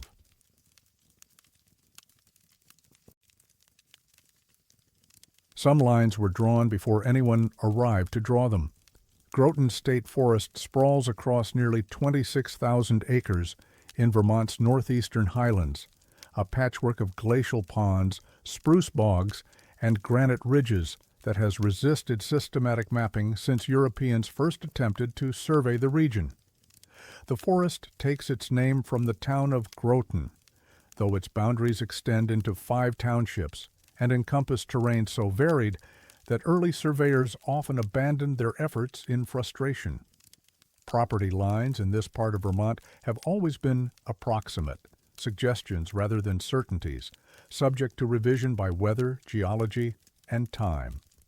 The land itself seems to resist measurement. Compasses behave erratically near certain rock formations. Distances that appear short on maps prove impossibly long on foot. Landmarks that serve as reliable reference points in one season vanish beneath snow or undergrowth in another.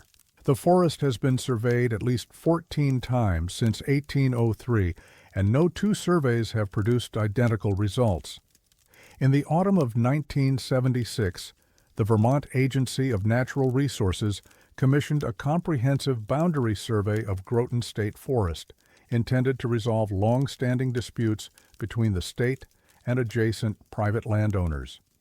The surveyor assigned to the project was experienced, methodical, and confident in his abilities. He found something in that forest that should not have been there, and then the forest took him.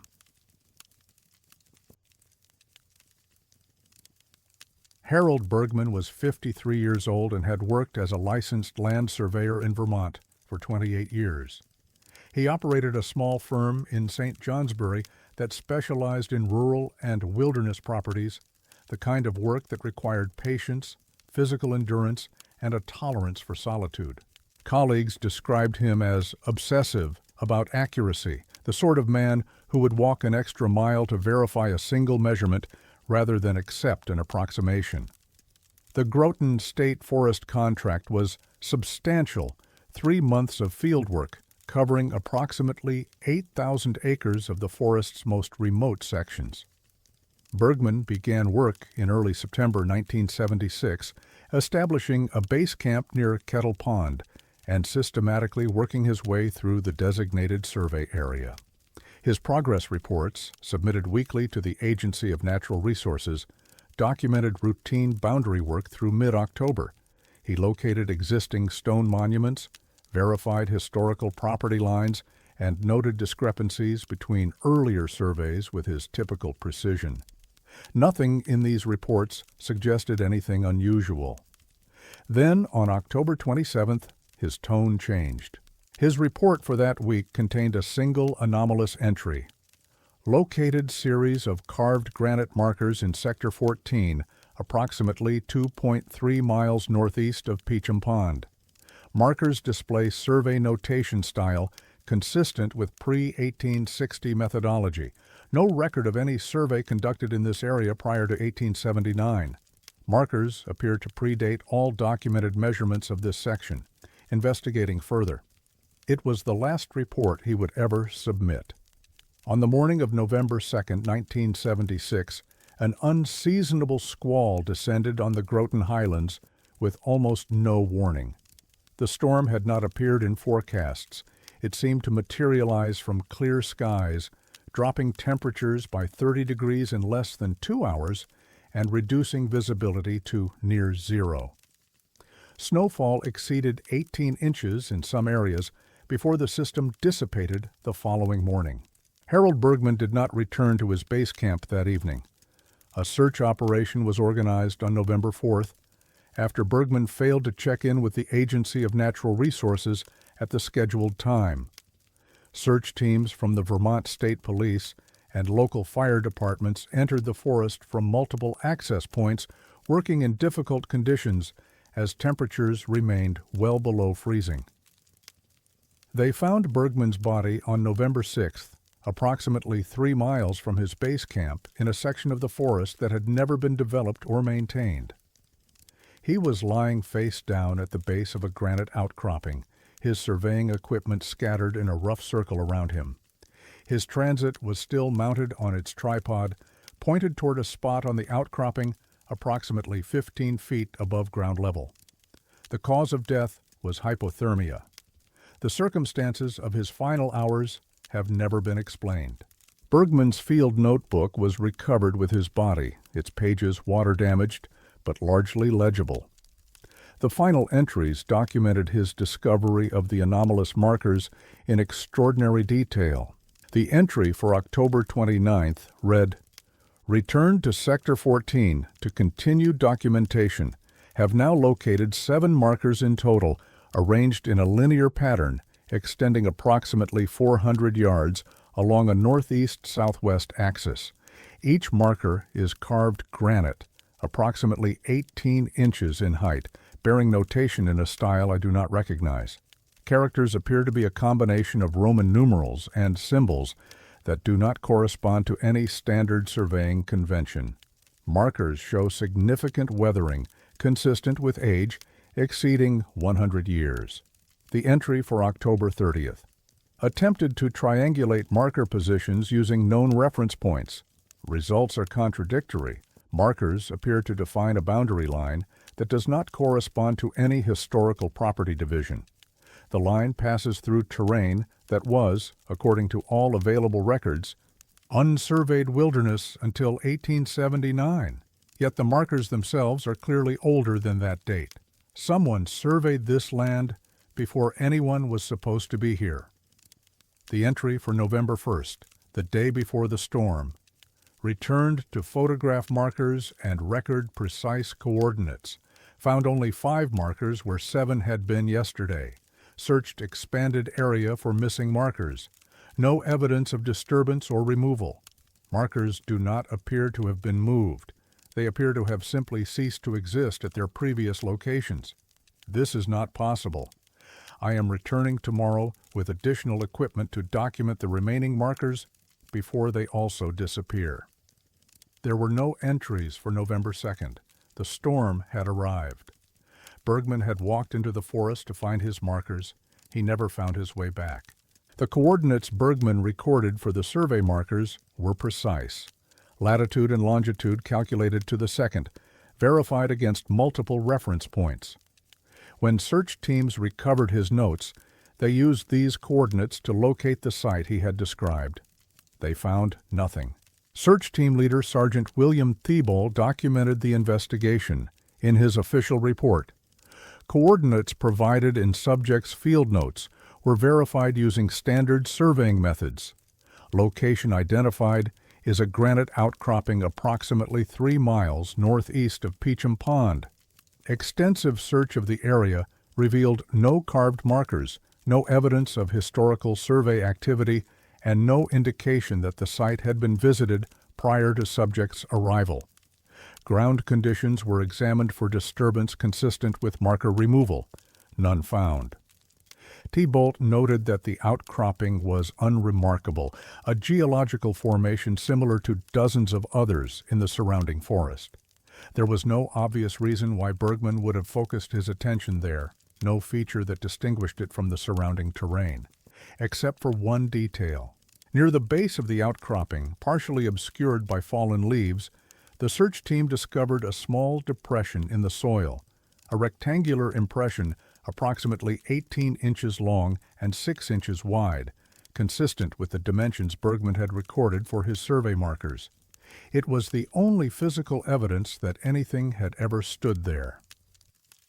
The Agency of Natural Resources quietly closed the Groton State Forest Survey project in December 1976, citing completion of essential boundary documentation. The sections Bergman had been working on when he died were excluded from the final survey maps, their boundaries left as they had been, approximate, disputed, uncertain. But questions about Bergman's discovery persisted among those who knew him. His widow, Eleanor Bergman Hartley, retained his field notebooks and personal papers after his death. In 1983, she shared them with a historian researching early surveying practices in Vermont. The historian, Dr. Kenneth Okonkwo, spent several months examining Bergman's notes and attempting to identify the notation style he had described. Dr. Okonkwo's assessment, published in a regional historical journal in 1985, reached no definitive conclusions but raised troubling questions.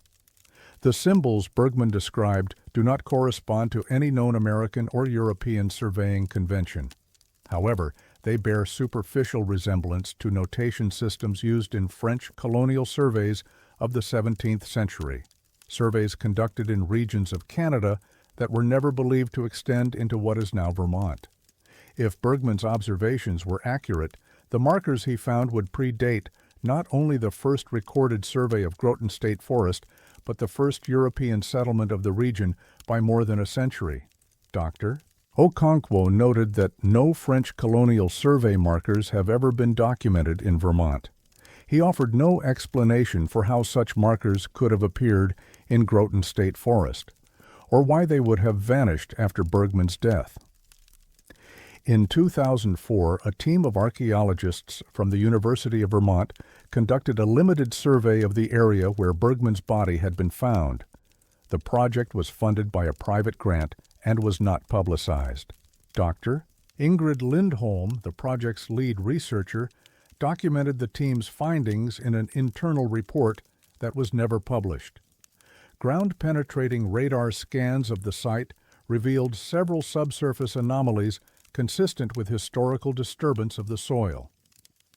3 distinct rectangular depressions were identified at depths of approximately 6 to 12 inches, spaced at regular intervals along a northeast-southwest axis.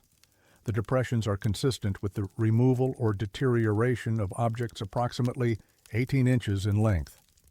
The team excavated 2 of the depressions. They found nothing, no artifacts, no fragments, no residue of any kind, just empty spaces in the soil where something had once been. The depressions exist, Lindholm wrote. Something created them. But whatever that something was, it is no longer present. The soil shows no evidence of decomposition, no chemical traces, no indication of what the objects might have been made of. They appear to have simply departed. The project was terminated after 2 weeks. No follow-up research has been conducted. Groton State Forest remains one of Vermont's largest and least developed wilderness areas. The section where Harold Bergman died is not marked on any trail map and receives almost no visitors. But surveyors who have worked in the region since 1976 have reported occasional anomalies, measurements that don't reconcile, reference points that seem to shift between visits, boundary lines that appear in one survey and vanish in the next. A surveyor who worked on a timber boundary in 2011 described his experience in a professional forum.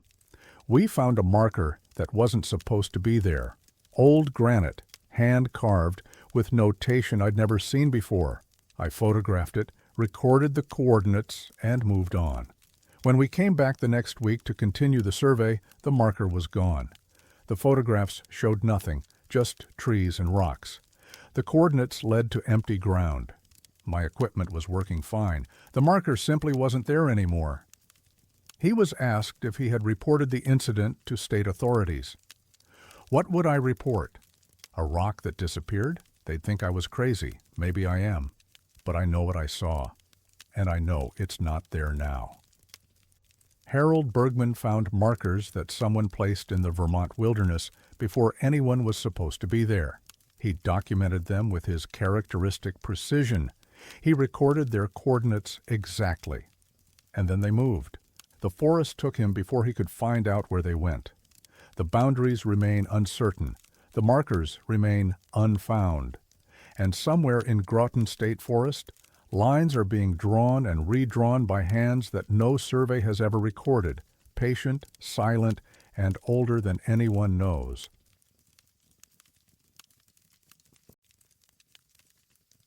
Some sounds travel through ice better than air.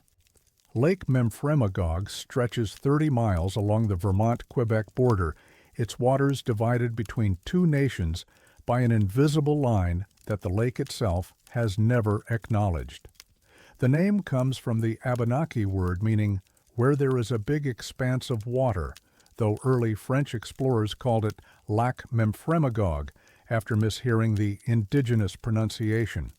The lake reaches depths exceeding 300 feet in its central basin, fed by springs whose origins have never been fully mapped. In winter, the surface freezes to varying thicknesses, creating a patchwork of safe ice and hidden danger that only the most experienced fishermen learn to read. The town of Newport sits at the lake's southern terminus, a small city of fewer than 5,000 that has served as the gateway to Memphremagog since the 19th century. Newport's economy has always been tied to the lake, summer tourism, commercial fishing, and the winter tradition of ice fishing that draws hundreds of anglers onto the frozen surface each February. The locals know the lake's moods. They know which bays freeze first, which channels remain treacherous, which sections of ice can support a truck, and which will swallow a man without warning. But even the locals do not know everything that lies beneath the surface. In February of 2001, two men drilled a hole in the ice of Lake Memphremagog. What they heard through that hole followed them into the cold. Ronald Pelletier was 62 years old, a retired dairy farmer from Darby who had fished Memphremagog since childhood. His companion, Douglas Fitzgerald, was 58, a high school shop teacher from Newport who had been fishing with Pelletier for more than 20 years. The two men were fixtures of the local ice fishing community, experienced, careful, and deeply familiar with the lake's winter personality. On the morning of February 17, 2001, they departed from the public access point in Newport at approximately 7 a.m., pulling a sled loaded with their ice shanty, augers, and fishing equipment. Their destination was a spot approximately 1 mile offshore, near the center of the lake's southern basin, where Pelletier had enjoyed consistent success catching lake trout in previous seasons. Weather conditions that morning were clear and cold, temperatures in the low teens with light winds. Forecasts called for stable conditions through mid-afternoon. The ice in the southern basin had been measured at 14 to 18 inches thick, more than sufficient to support foot traffic and light equipment. Pelletier and Fitzgerald reached their fishing spot by 8:15 a.m. They set up their shanty, drilled their holes, and began fishing. Nothing about the morning suggested anything unusual. At approximately 1:30 p.m., a squall descended on Lake Memphremagog with almost no warning. The storm had not appeared in morning forecasts and seemed to materialize from the mountains to the north, bringing heavy snow, high winds, and a rapid temperature drop. Within 45 minutes, visibility on the lake had fallen to near zero. Ronald Pelletier and Douglas Fitzgerald did not return to shore that evening. A search operation was organized at first light on February 18th. Conditions had improved overnight. The squall had passed, leaving clear skies and temperatures around 5 degrees Fahrenheit. Search teams from the Newport Fire Department and Vermont Fish and Wildlife entered the lake from multiple access points. They found the bodies at 9:47 a.m. Pelletier and Fitzgerald were discovered approximately 50 yards from their shanty, lying face down on the ice roughly 10 feet apart. Their sled was nearby, partially buried in drifted snow. The shanty itself was intact, its door standing open. The immediate assumption was that the men had become disoriented in the squall and succumbed to hypothermia while attempting to return to shore. This was a common pattern in ice fishing fatalities, sudden weather changes causing experienced fishermen to lose their bearings on the featureless expanse of frozen lake. But the scene presented anomalies that contradicted this assumption. First, the bodies were found near a fishing hole that appeared freshly drilled, the ice chips around it still sharp-edged and unfrozen. This was consistent with normal fishing activity. Second, the ice beneath and around the bodies was measured at over 4 feet thick. Game Warden Thomas Bouchard, who led the recovery operation, documented the discrepancy in his incident report. Fishing hole located approximately 15 feet from the bodies was measured at 8 inches in diameter, consistent with standard ice auger. However, ice thickness at the hole location was measured at 51 inches, over 4 feet. Subject Pelletier's auger, recovered near the shanty, has a maximum cutting depth of 36 inches. The hole could not have been drilled with the available equipment. Bouchard noted that ice thickness elsewhere in the area was consistent with expectations, 16 to 19 inches. Only the immediate vicinity of the fishing hole showed the anomalous thickness. It is as if the ice grew beneath them after the hole was drilled, Bouchard wrote. This is not consistent with any known ice formation pattern. Ice does not thicken by 3 feet in a matter of hours, particularly from above. The medical examiner's report confirmed that both men had died of hypothermia, with estimated time of death between 3 and 5 p.m. on February 17th, during the squall. Their bodies showed no signs of trauma, struggle, or attempt to seek shelter. They had simply stopped walking and lain down on the ice. Among the personal effects recovered from the scene was a small handheld audio recorder belonging to Douglas Fitzgerald. Fitzgerald was known to record his fishing trips, capturing conversations with Pelletier and ambient sounds of the lake as a kind of informal documentation. The recorder had been damaged by cold exposure, and initial attempts to access its contents were unsuccessful. In March 2001, the device was sent to an audio forensics laboratory in Burlington for professional recovery. The technician, Margaret Anderson, was able to extract approximately 47 minutes of material from the recorder's memory. Most of the audio was corrupted beyond recognition, fragments of conversation, wind noise, and digital artifacts. But one segment, lasting approximately 3 minutes and 12 seconds, was recovered intact.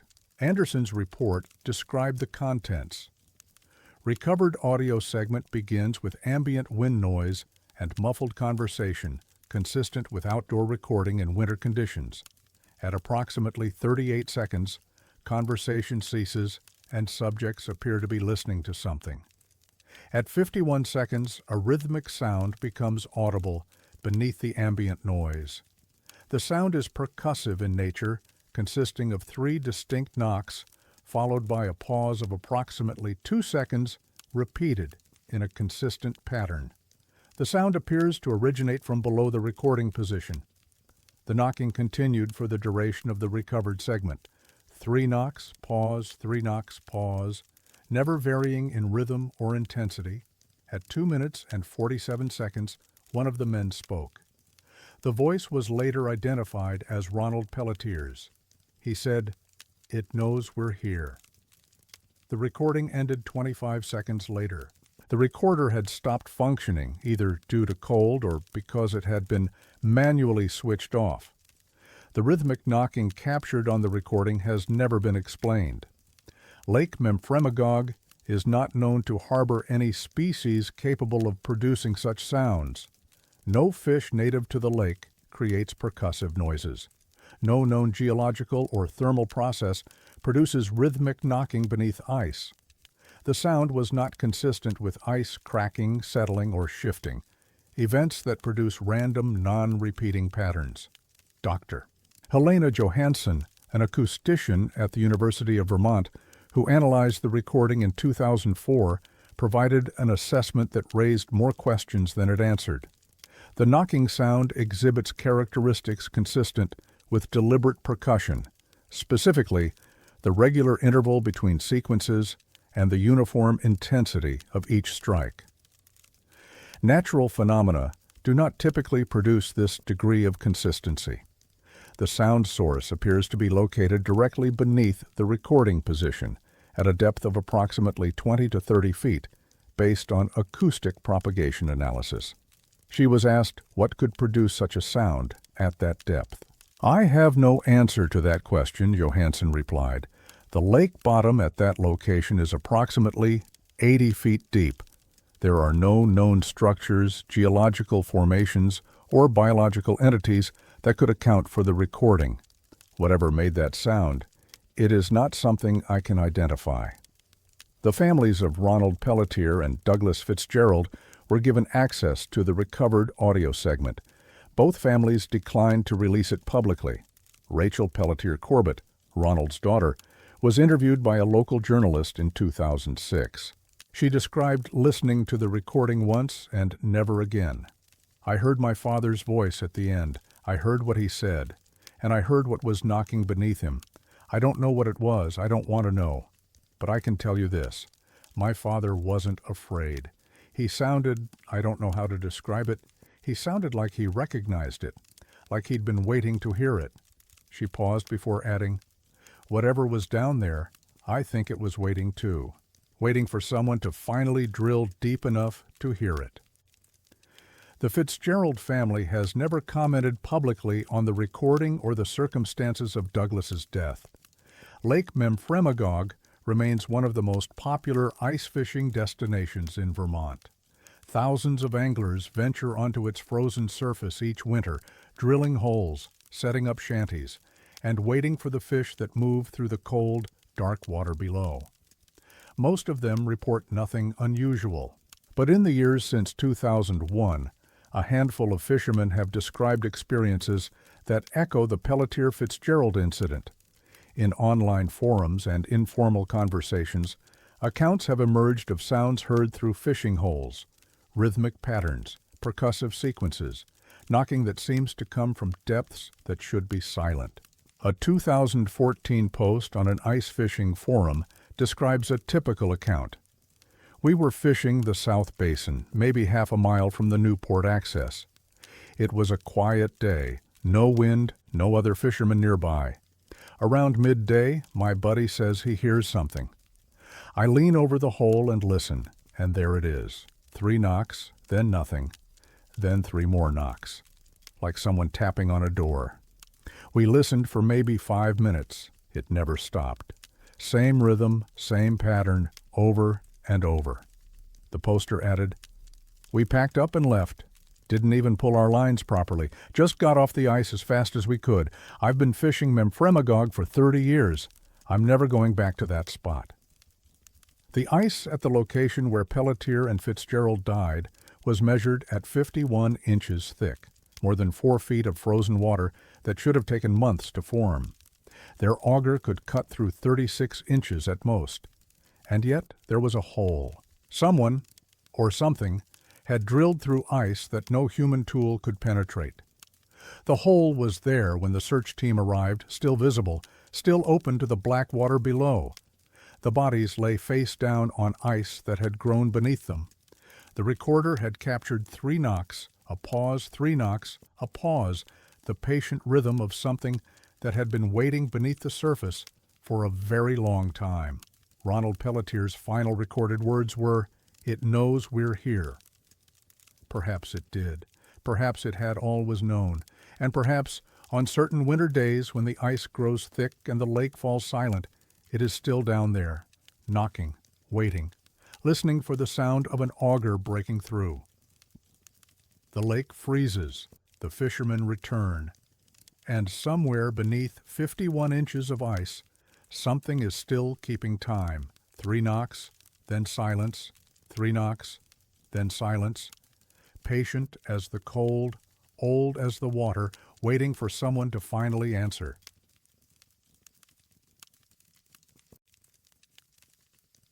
Some roads lead only in directions that make no sense.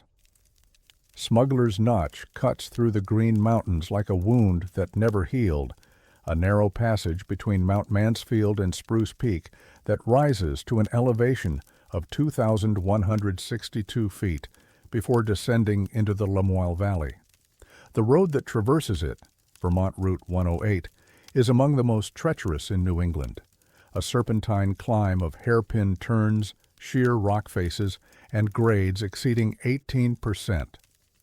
In summer, the road draws tourists and motorcyclists seeking the thrill of its curves. In winter, it draws no one at all.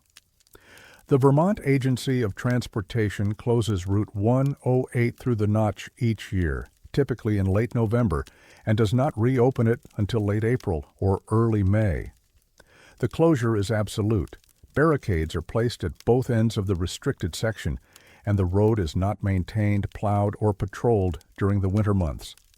Snow accumulates to depths that can exceed 10 feet in the highest sections. Drifts bury the guardrails. The road ceases to exist as anything but a memory beneath the white. The closure has been in effect since 1963, when a series of winter accidents demonstrated that no amount of plowing could make the Notch safe during snow season.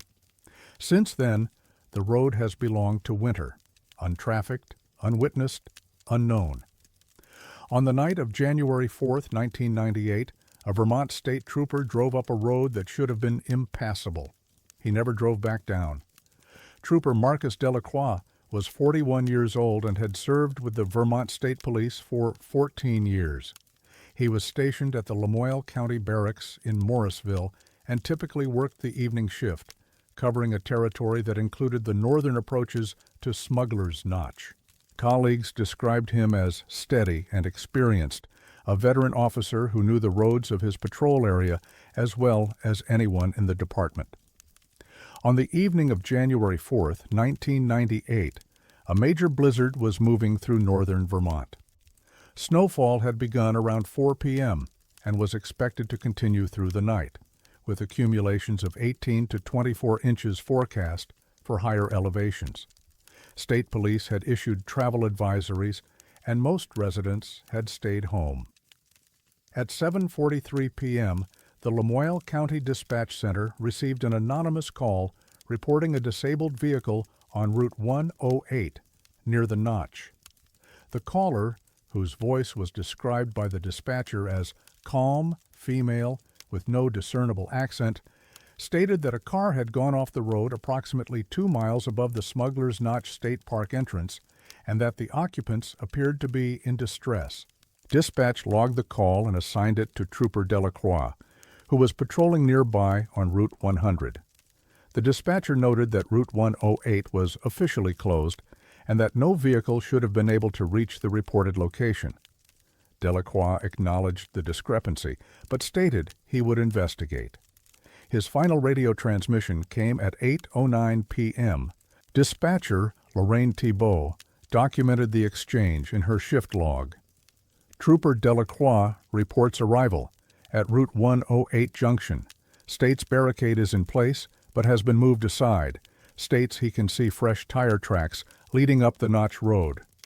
I advised him that the road is closed and impassable, and that he should not attempt to proceed.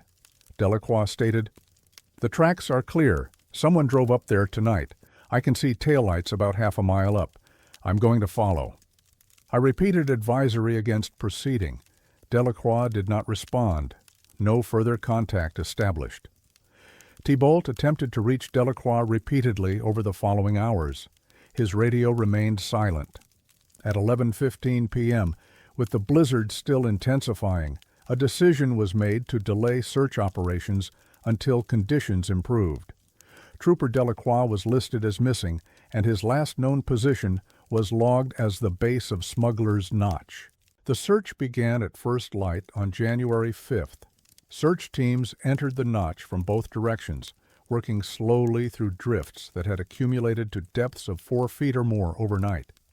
The barricade at the Stowe end of Route 108 was found in its proper position. There was no evidence it had been moved or tampered with. No tire tracks were visible on the road. The fresh snow had erased all evidence of travel. At 9:23 a.m., a search team ascending from the Cambridge side discovered Trooper Delacroix's cruiser. The vehicle was found at the summit of the notch, parked in the center of the road with its engine running. The headlights were on. The driver's door was open. The heater was blowing warm air into the empty cabin. The fuel gauge showed less than a quarter tank. The engine had been idling for hours. There was no sign of Trooper Delacroix.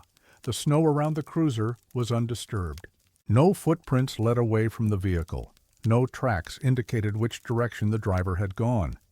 It was as if he had simply ceased to exist at the moment he opened the door. Search teams expanded their perimeter, working in increasingly difficult conditions as fresh snow continued to fall.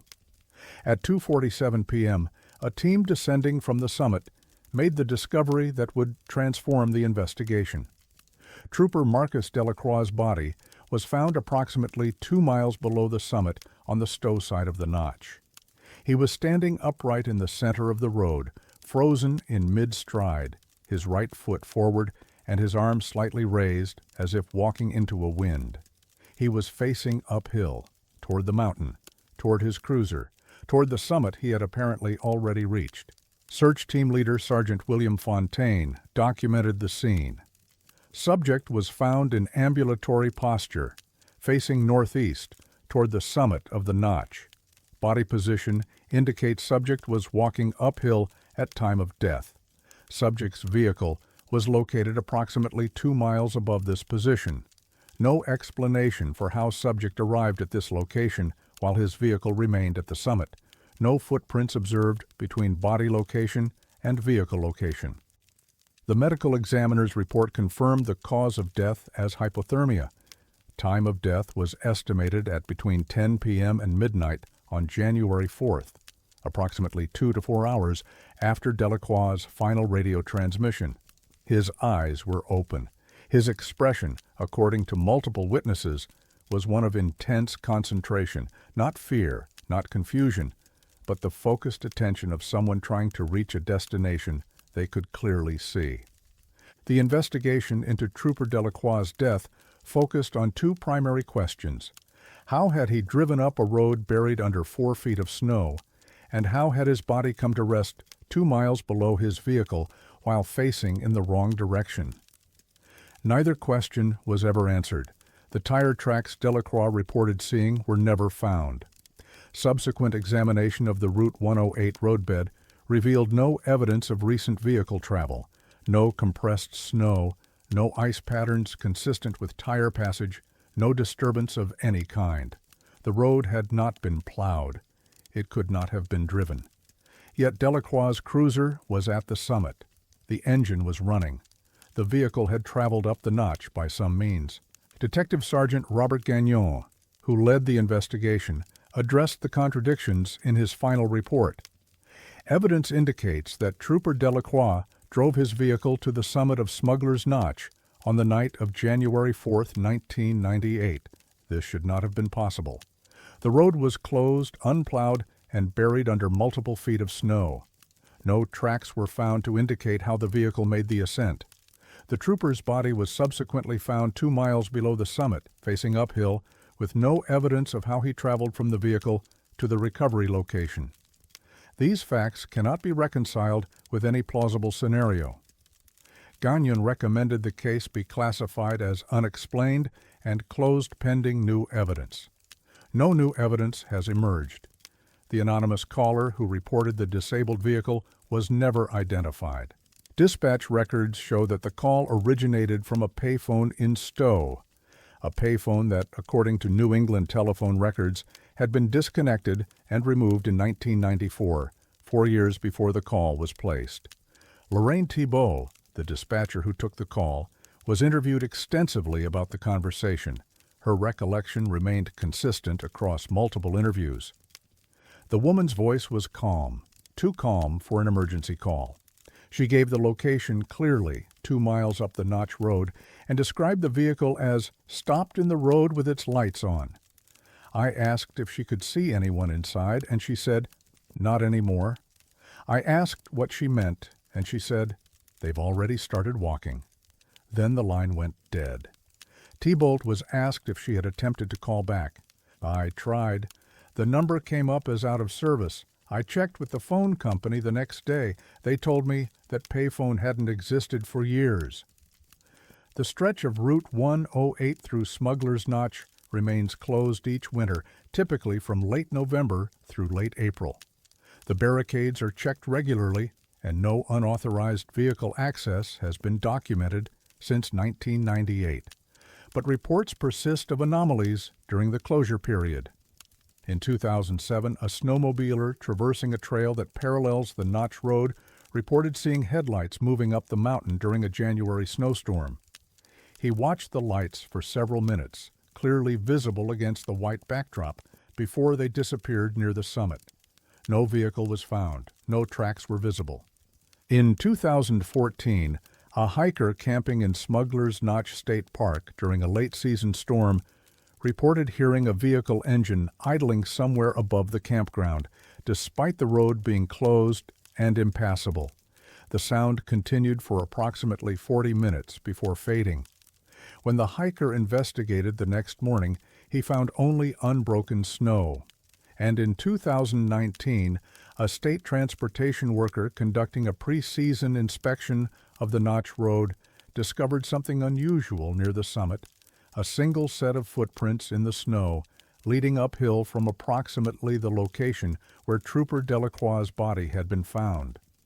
The footprints continued for approximately 100 yards before stopping abruptly, not fading out, not turning back, but simply ending as if the person making them had stepped off the road and into thin air.